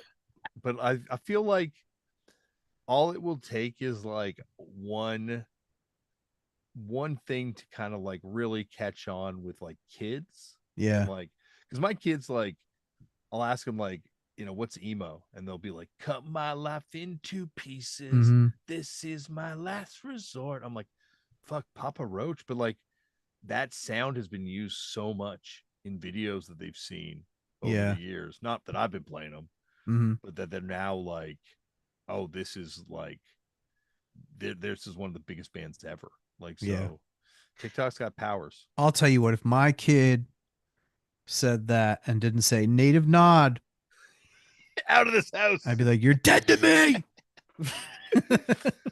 Believe me, I've tried to educate. If they see me pull out my phone and open something to play music, they'll just be like, no, No. no, dad, no, I don't want to hear it. I don't care. I don't care at all. That's So amazing. yeah. Um, well, should we get on to our three things segment? Let's do it. Okay. Um, You started off since I I whetted the appetite, or I primed the pump with you my did prime the pump. tiger mask Maybe I'll give myself card. a bonus one too, Okay. because as I was saying, I didn't know if I wanted to show stuff that I had from last week or different stuff. There was a request that came through for you, Woj, in particular, to show some skateboarding stuff. And Yeah. I don't have very much skateboarding stuff because I'm not a jock and I don't like sports. But I do have old issues of Big Brother. Whoo, mama. I don't have Okay. number one, but I have number two, which is super oversized, Yeah. which is I got it. I had a coworker, Michael, and he was like, we are talking about Big Brother, and I was like buying issues, current issues back then. And he's like, I think I have issue two at my house. And so brought this in. It's a fuck. This magazine is Oh my obviously god. very controversial, but Yeah. aesthetically, one of the coolest skateboarding magazines ever. And That 101 ad on the back with the bullets is dude, amazing, man. The it's Gabriel so. Rodriguez. Yeah, man. And then I also got from the same dude, he came in and like, he's like, he just had random issues through the early years. But issue 3, which is awesome because it's spiral bound Yeah. for their next issue. Like I think the first issue comes with like a cereal box or something. There was a cereal box, but I don't think it like I don't remember if it actually just came with it, but yeah. Okay, I thought it was like something packaging wise with the It first might have ones, been. but Yeah, wow. I remember that. and then I have issue number 6, which has the infamous satanic Yeah. cover, the Yeah. 666 issue, and then issue number 10. Wow, man. Yeah, they were like, I don't know, that's something that I would love to try and find more of. Yeah. Is there like a Discogs for old magazines yet? No, that's an amazing idea though. Yeah, I mean, like there's not even a Discogs for comic books yet, really, right? Like, that's so weird. Yeah, yeah. you think when someone develops that, I guess the comic book industry under Diamond would have been very resistant to that because like it would kill the the comic book store, I think, Hmm. dead. You know, if you could buy back issues and you saw actually the price of some of these back issues, like when you had access to all of them, Yeah, true. I think there'd be like a real problem for comic book stores after that. Well, I always hear that Diamond's about to go under It any did. day now. It It did, did didn't go it? under. I think so because I think Fantagraphs is desperately selling off some stuff to try and cover their Diamond loss. Oh Or wow. Diamond's filed for bankruptcy, so I guess that's Okay. what's kind of happening now, and they're, I think, going to sell off the assets, but I don't think a lot of these companies are holding out hope that they're going to get paid off. So if you would like to buy some Fantagraph books, now's the time to grab some. They've put out some of the greatest, hate comics and all sorts of They're the cool shit. goats. They're the goats, Yeah, in my opinion. yeah, and it's so maybe we'll just do like a Discogs for outdated magazines, so we can buy issues of Grand Royal and Big Yeah. Brother. Hell yeah. So what's your first item? Okay. Big brother. I'll stick in the skateboarding realm. This is a skateboarding punk crossover. This is a Sakevi skateboard. Oh my god! Now I see the art 100% on that. So did Yeah. Beast Arts do that or Yeah, Beasto this Art? was for his like his like clothing label Stealth. Oh, And crazy. these are the three sons of bin Laden. Their Oh shit, I heads. remember those photos Yeah. after the bombing. Wow. Yeah. That's fucking crazy. There's probably only like two more of these in the states. Maybe one even. I don't know. Did you get it I know of a couple people who have them. did you get in a skate shop over there, or like a No, music store? I actually forget how I got it. I don't remember how I got it. But the top is just a blank top. Yeah. But yeah, Oh, that's pretty sick, awesome. man. That's wild. Okay. Item number 2 uh is in keeping with the theme of the conversation last week from the TV show The Super Friends, a drawing Whoa, of Superman. sick. I got this at Vintage Animation in Santa Monica back when I was like a little kid, when I went on a family vacation there. And I'd saved up all my like allowance to buy stuff, and I was like, I'm gonna buy animation art. And you get to these stores and you realize very quickly, even back then, like Yeah. how prohibitively expensive all that stuff was. Hmm. But I forget how much this was, but it was in my price range back then, so picked it up. Hold it up to the camera. So this would have Interesting. been a production drawing for a cell Yeah. that they wouldn't have traced and then painted. Um, and yeah, like it was cool. Like my brother and I actually also got, because it was super cheap. It was just after the movie Cool World came out, and they had a bunch of production drawings of Kim Basinger's character Mm-hmm.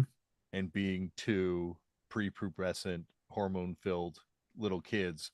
We bought all these drawings of her and brought them back home. Like Tristan must have three at his house of these Sick. drawings still that we got at the same place back then. But they were like, I think they were like $30 each back Yeah. then. And so, Yeah, I always like want to step to getting a couple cells. Like I might have one, but I forget. I don't know. Like whenever I'm in Japan, like I look at anime cells, and you could get some cool ones for pretty cheap. yeah, You like know? I think it's probably one of those things that maybe even came down in price now because of the internet in Yeah, some ways, maybe. because there's more accessibility to get. Because there's also 32 drawings per second Yeah. of screen time. So there's a lot of these things that are produced Hmm. afterwards. I think the other thing that was happening, I remember a lot back then, and probably still happens now, is Disney would do recreation cells. So Yeah. they would then do like a limited edition cell art for the market that you could buy at like Disneyland or Yeah. Yeah. type thing too, like an artificial collectible. Like the I Steve want the like Aoki. production notes on this on the borders and shit though. You know what I mean? Like that shit's so Yeah, cool. that's what I was going to show. I've got a bunch of like comic book pages, and that's what I love about that is like seeing like the paste ups or where they like Yeah. redrew something and had to stick it on top and You have a bunch? a bunch. Yeah, I'll show them because like that was super cheap when I would go to comic book shows back then as a kid. Yeah. Yeah. Um, the craziest score I think we ever had, and my dad sold them way before he should have. But we went to this like comic book show, and there was this guy Jimmy Craig doing art, and he had done like some Spider-Man covers, Uh-huh. and he had a stack of art from Iron Man issues 2, 3, and 4, which were illustrated by a guy named Johnny Craig. Huh. And I guess for some reason he had been sent all this Johnny Craig art and was just selling it at this comic book show for like $40 a page. And we got the splash pages for Iron Man issues 2, 3, and 4 Huh. for like nothing, and then sold it. My dad sold it like years ago afterwards. They were never mine; they were his. So Like the first run of Iron Man? yeah, the '60s. Oh shit. Yeah, now they would be worth. I don't even want to think about how much they'd be worth Yeah, now. yeah, don't think about that. No, I don't. I don't. I'm like, we would all be so set Yeah. right now with that stuff. I don't have anything quite that cool. I got some cool shit. I'll save it for like Yeah. next time we talk. But I yeah, have one page. I'll let's do a page each on the next one. okay, we'll do a comic book page next time. Okay, Okay. what's your next item? Okay, so remember last week or the last episode I said I looked for something and I couldn't find it. Yes. I still couldn't find it. But I'll say what it was, and I have the flyer for the show where I got said thing. So 2006 CBGB's Marauder, Outburst, All Out War, Uppercut, Backlash, Social Disorder, and Dynamo. Here's the flyer. Oh, was that one of the last shows type Yeah. thing? Yeah. Yeah. So this show was really interesting because um I want to say Killing Time played too, but they're not on here. But a couple of the like Outburst and I think Killing Time, I was like, man, these pits are gonna be so sick, you know. They sucked. They were so lame that I was so bummed that I like didn't even like mosh or like go up front to sing along. I sang along for Outburst, I think, yeah. But you know, so anyway, at this show, I got a Marauder the Master Killer mixtape CD I bought from Jorge, and it's in like a slimline CD case, like mixtape CDs came then, and it's like some DJ they knew, like cut up Master Killer and did like blends with like Onyx and shit like that. That's awesome. Dude, I don't know what the fuck I did with it. I feel like I might have gave it to Hood Rack or something. I don't know. But Is it not on Discogs? no, dude, it's not on That's fucking Discogs. crazy. I know. I gotta check my one of my hard drives. Maybe I ripped. Hopefully, I ripped it. I could see myself not ripping it though. But Yeah. It's such an insane Yeah, mid '90s artifact or mid 2000s artifact. You know what I mean? it's But it's I guess like crazy. the only hip hop New York hardcore crossover from around that period I know of is that Mob Deep "Sick of It All" track. That is Most like Heroes way earlier than that. That was like wasn't that? No, that was like 90. I guess it's like 96. I think it Because it, was probably after that. I think because yeah, it was on that Loud Rocks yeah, comp. yeah, because it was after Mob Deep put out that record, Hmm. which I think was like the '96 record with the Yeah, dragon, yeah. Hell on Earth. Hell on Earth. Yeah, and so that was you're right. So it must have been a good 5 years before that. Yeah, But and that was like it was just like it was just I think it was just Mob Deep Survival of the Fittest acapella over and top. yeah and Sick of It All just did a track or whatever. I remember But that being the settlement for the legal dispute over the logo was that they would do a song together. And I remember in an interview with I think Lou being talking about how they were kind of pissed off that it was just like an acapella and stuff. Like they didn't actually do like a new track for it together. uh huh. So I mean, that was a I don't know. That just if Mob Deep was using my band's logo, like I'd be like, hell yeah. yeah, I get it though, because like back then, especially, it Yeah, was I like, know. like this is band's gonna steal our logo. There's like no recourse for this, but I don't like, yeah, I would be stoked too. So, But meanwhile, it's so obvious what happened. Like Mob Deep saw that on a flash yeah, in a tattoo shop. You know what I yes, mean? Like, yo, we're all gonna get that. That's gonna be our logo. You know yeah, what I mean? Like that's a 100%. million% what happened. Yeah. Yeah, yeah, definitely. It's funny. Ryan Gavel went to, I think it was the final mosh or Hmm. something from No Warning, and he got given the Dynamo 7-inch at that show. Like someone just handed it to him, Well, and that was happening at this show oh, when maybe. Oh, Dynamo played this. Um yeah, Carl was just had the 7 inches and he was giving them out and as he yeah. walked out. Yeah. Maybe they were at that show and this happened, because that's where I got my copy of the first 7-inch, and I finally bought the second 7-inch a little couple years ago. But probably one of the most underrated New York records for me. I think the record, and now people love it, but that record's Yeah. fucking so sick. Both those Yeah. records are so sick. Yeah, they're both really good. But yeah, I don't really remember much from this show, but Outburst I remember out they sounded amazing. They sounded perfect. Um the singer had like a big ass Pantera shirt on. And this band Backlash played. Do you know Backlash from New Jersey? I think I have the Backlash 45. Mm, If it's the same Backlash with a black and white sleeve, photocopy sleeve. probably. And I had they had a one-sided 7 inch that came with a zine, and I had that. I don't know if this is that with like a sleeve on it or something, but I definitely know Backlash from New Jersey. Yeah, been a long Yeah, time since I listened to it. they're good, man. They're really good. I feel like they're underrated. I remember this All Out War Pit was pretty heavy. Uppercut. I don't really remember the uppercut set. I love that Uppercut LP Yeah, I mean they're so amazing. fucking much. It's also weird. There's two distinct pressings of that LP, Yeah. and maybe that's been reconciled on Discogs. But for the longest time, I was always trying to figure out what was the first, so I could get rid of one of them. When did Saab die? Fuck. Let's look that up. Yeah, because that would have been around then. I thought, right? Yeah. He died in 2006. So Yeah, so this right, same right after. year, he died in May, and this was August. So Oh, this that's was great. after he died. Yeah. Oh, someone piped in and said, "Yeah, New Jersey Backlash were great." Yeah. Yeah, they were good.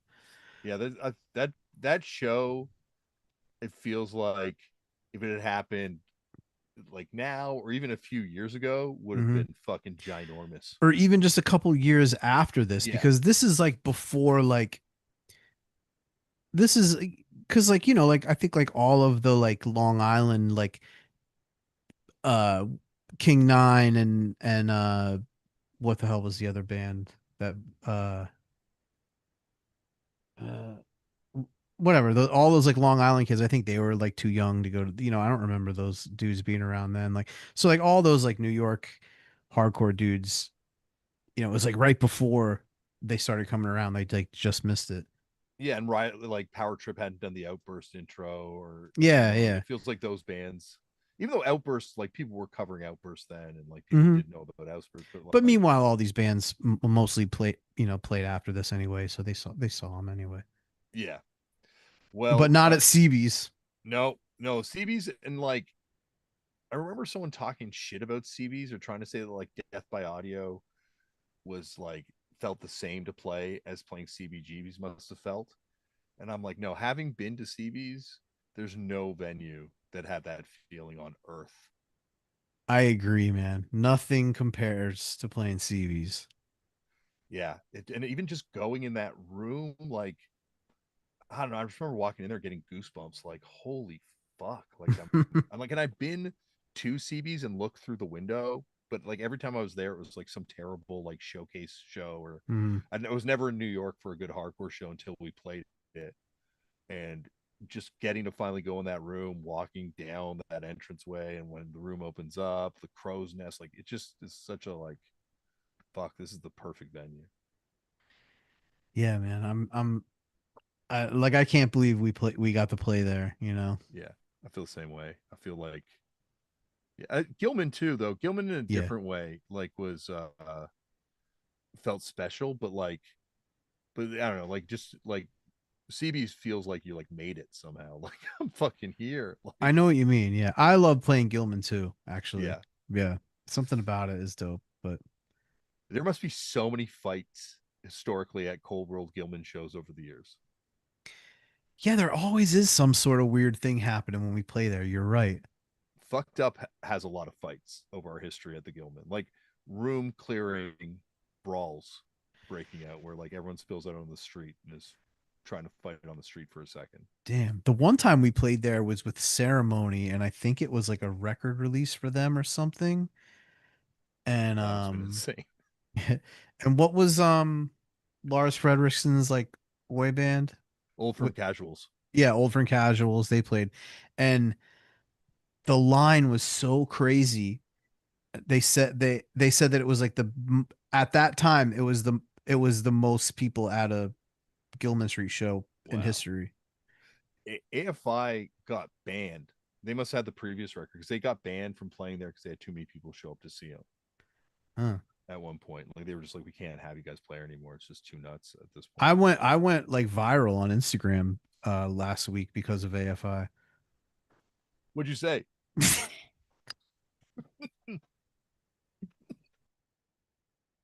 Something. I'm gonna get angry texts from members of AFI maybe. No, Um, it was just like some like Brooklyn vegan type ass account like had like a before and after picture of what's the singer's name? Davey. Davey. It was like everyone's shocked by Davey's new look or whatever. And I just said I'm shocked by his old look because the old look he just like straight up looked like Yeah, that he kind of invented the hot topic look back yeah, then. I yeah, remember maybe. him playing Toronto at the Warp Tour in the year 2000. Like, I will say, Davey, the whole time I've known him, has been like the most solid dude. He's never changed as a person, Hmm. but he is definitely the most extreme sort of outer changes that go on with him. Like, I remember like seeing him one time. Like I met him when he was like a hardcore kid. That AFI ride that happens in Toronto. He came over to my house, Hmm. but I think that's even after he was much more of like a youth crew Gilman Street kind of hardcore kid, or like straight edge hardcore kid.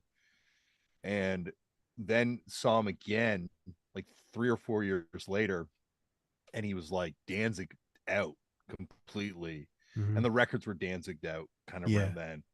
And then he kind of invents that hot topic look, and then he's always kind of changed and like Yeah, like I don't know, it didn't catch me as much off guard as some people did because, like you're saying, he's always had extreme looks. Like to me, he looked like kind of like the goth Lee Hazelwood kind of vibe with the Yeah. mustache and the hair. Yeah, his new look isn't freaking me out. It's his old look that's Yeah. freaking me out. Like I told Uh, my friend, I was like, I think I've hooked up with this chick off Centrifuge. JP, JP is without a doubt like, yeah, like the most awesomely cool person, and I think you and him Yeah, musically would get along really well. definitely. I mean, I love Danzig, and everybody I know who knows him is just like, yo, he's the best dude ever. But I'll tell you what, man, if I ever link up with Davey, we'll get him a new look. I'll get him like an Avarex and some butters and some nice baggy jeans. You know what I'm Yo, saying? if we had like if Turned Out a Punk got successful, truly successful, Hmm. you styling Davey and Davey styling you, Yeah, that's my dream content. Like that's my dream YouTube I'm video. with it. Okay. We can get Davey a nice shape up, You guys like just three like cutting his eyebrows, trying to wild out. oh, it'd be awesome. That's it. Okay, He'll have me everyone. coming out looking like Gwen Stefani and shit. Make Turned Out a Punk popular so we can make this happen. Please Freaky Friday. give us a budget. Um, okay, my next item, Yeah. uh, winner of the G1 finals, or the winner of the G1 this year, Takeshita. Woo. And this is when I did the episode with them of the wrestlers. This is his first appearance on the cover of Pro Wrestling Weekly Pro Wrestling. And Amazing. got him to sign it. And I think it was yeah, it was crazy, like an awesome hang. And like he's like a true prodigy. Like he was like 18, I think, when we did this episode, and just Wow. watching him kind of grow in wrestling. He's going to be one of those generational stars. I Yeah. think probably it looks like they're putting the rocket on his back to make him like the big star of Japan right now too. But yeah, did you buy any of these magazines when you're over in Japan? These are so cheap. Yeah, I have mostly gongs. Okay. I go more for 80s stuff Yeah. and some early 90s stuff, but I love 80s stuff more. This was like, I guess like $3.24. I Yeah. think if I'm doing the conversion Yeah. right. And yeah, like I'm so glad. Like we're in the middle of the shoot, and I'm like, yo, we're looking at the wall of these magazines. He's telling me about buying it when he was a little kid. Wow. I'm like, are you on the cover of any of these? He's like, yeah, this one. I'm like, bought it right there and got it to sign. And there's like a lot of times that, I'm kind of like too cool to do that. But around wrestling, I'm just a mark. So I'm Yeah. like, oh fuck, I don't mind asking you for an autograph right here, right now. Yeah. I But think we both agree that like autograph records are so cool. Like, yes, especially if you can get them like personalized in some way or something. I I've never regretted asking someone to sign a record for me. Hmm.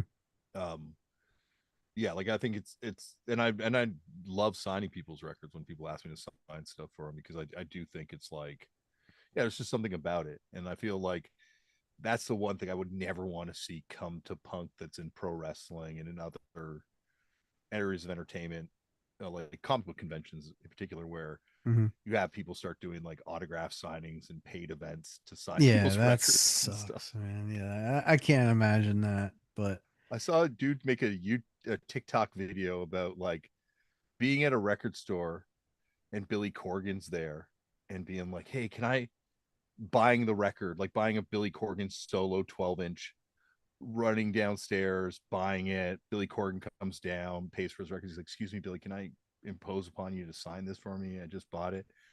He's like, I don't sign people's records because they always just wind up on eBay. yeah. It's like, dude, why do you fucking care what the person does with it after Yeah, you who sign it? cares, man? Yeah. Unless they're asking you to sign like 50 copies of the same record or something, like, fuck, like what does it hurt you? Whatever the Also, fuck. meanwhile, like, what if this one doesn't? Yeah, Yeah, exactly. you know? Yeah, it like, I don't know. I find that's like a real wrestling mentality, because there's so many people in pro wrestling that just like Yeah. abuse the privilege of getting something signed, like Yeah. fan wise. So I can see why there's like a resistance to it there, but man, come on, just sign the fucking record, dude.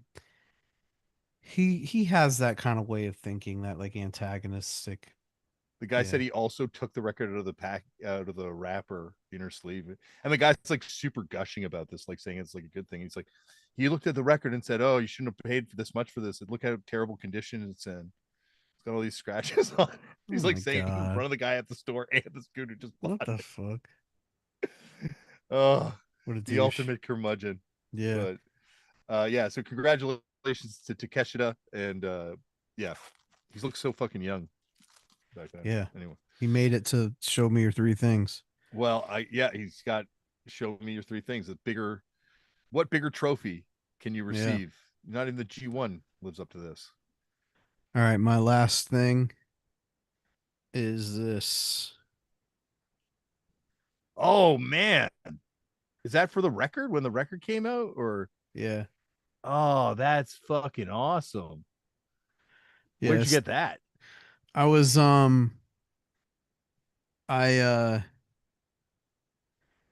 there was this record store in Philly that I went to a few years back, and the dude was like a crazy Philly hip hop collector.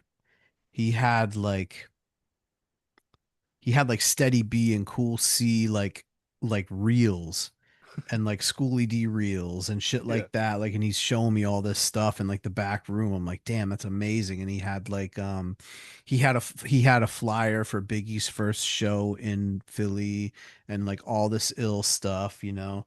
And I was like, yeah, man, like I like collect like all types of, you know, magazines and stickers and stuff. I'm like, do you have anything back here that like you didn't go through that, you know, I could check out and maybe buy? And he's like, yeah, here's a box of like old stickers and shit. And I got so many dope stickers out of this one fucking box, and this was in it, you know. And it was just like all 90s crazy stickers, like an OG Massive Attack sticker.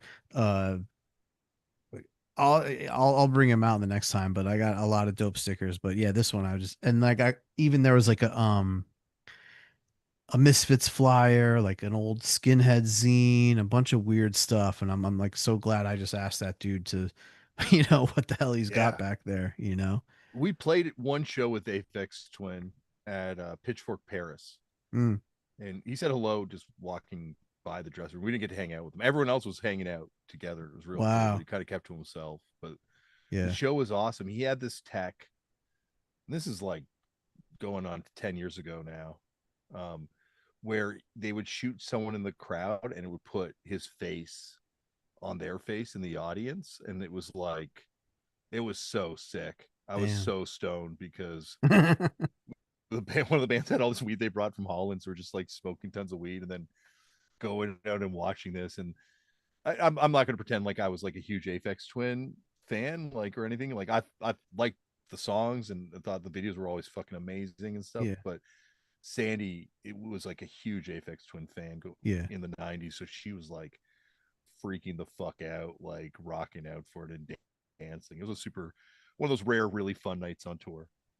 That's awesome, man. Shit. Well, I guess I got my bonus item Yeah. now. So when we signed to J Tree, I was like, "Yo, I want a signing bonus," and they were like, "What do you want for your signing bonus?"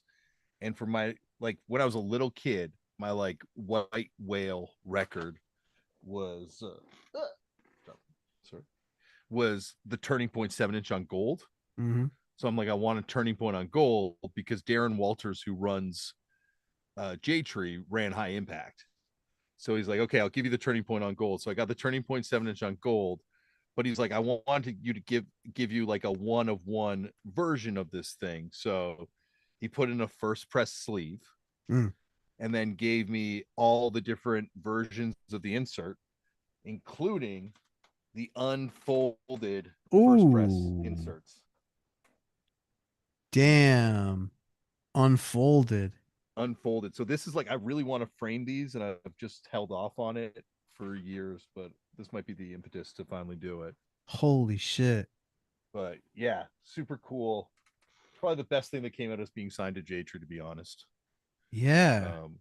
Um, Um handful of years ago, I forget how I found the guy, but the other guy of High Impact, Mm-hmm.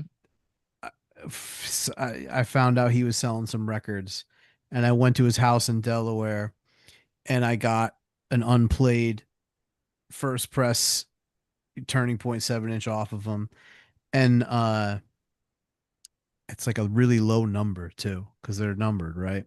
Yeah, I must have got like I bought my first copy. My brother bought it from Simon Harvey, and it's Yeah. a really low number too. So maybe this dude kept the low numbers and over the years pieced them off, like like to people because yeah, I've got like a ridiculously no low numbered, like I think in the 20s.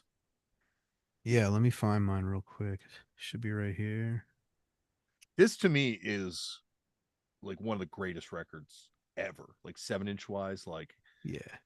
I rate this higher than a lot of like more popular records in this world, more popular bands even. Do you have one of these? A record box?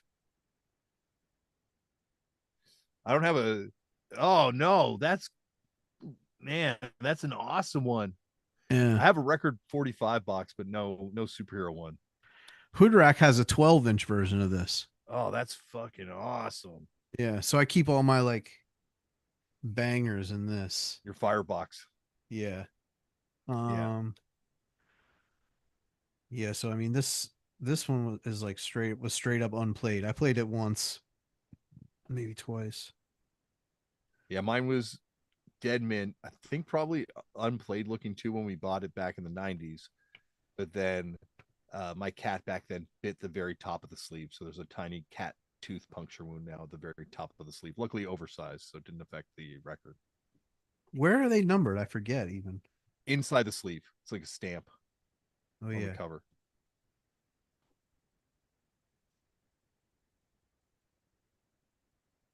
Yeah, like I also the other thing I asked for the signing bonus was the Village People sleeve. Number 5. Oh fuck yeah, like super low number. Yeah, Now I with a want to go stamp. check my number, but I won't check it now.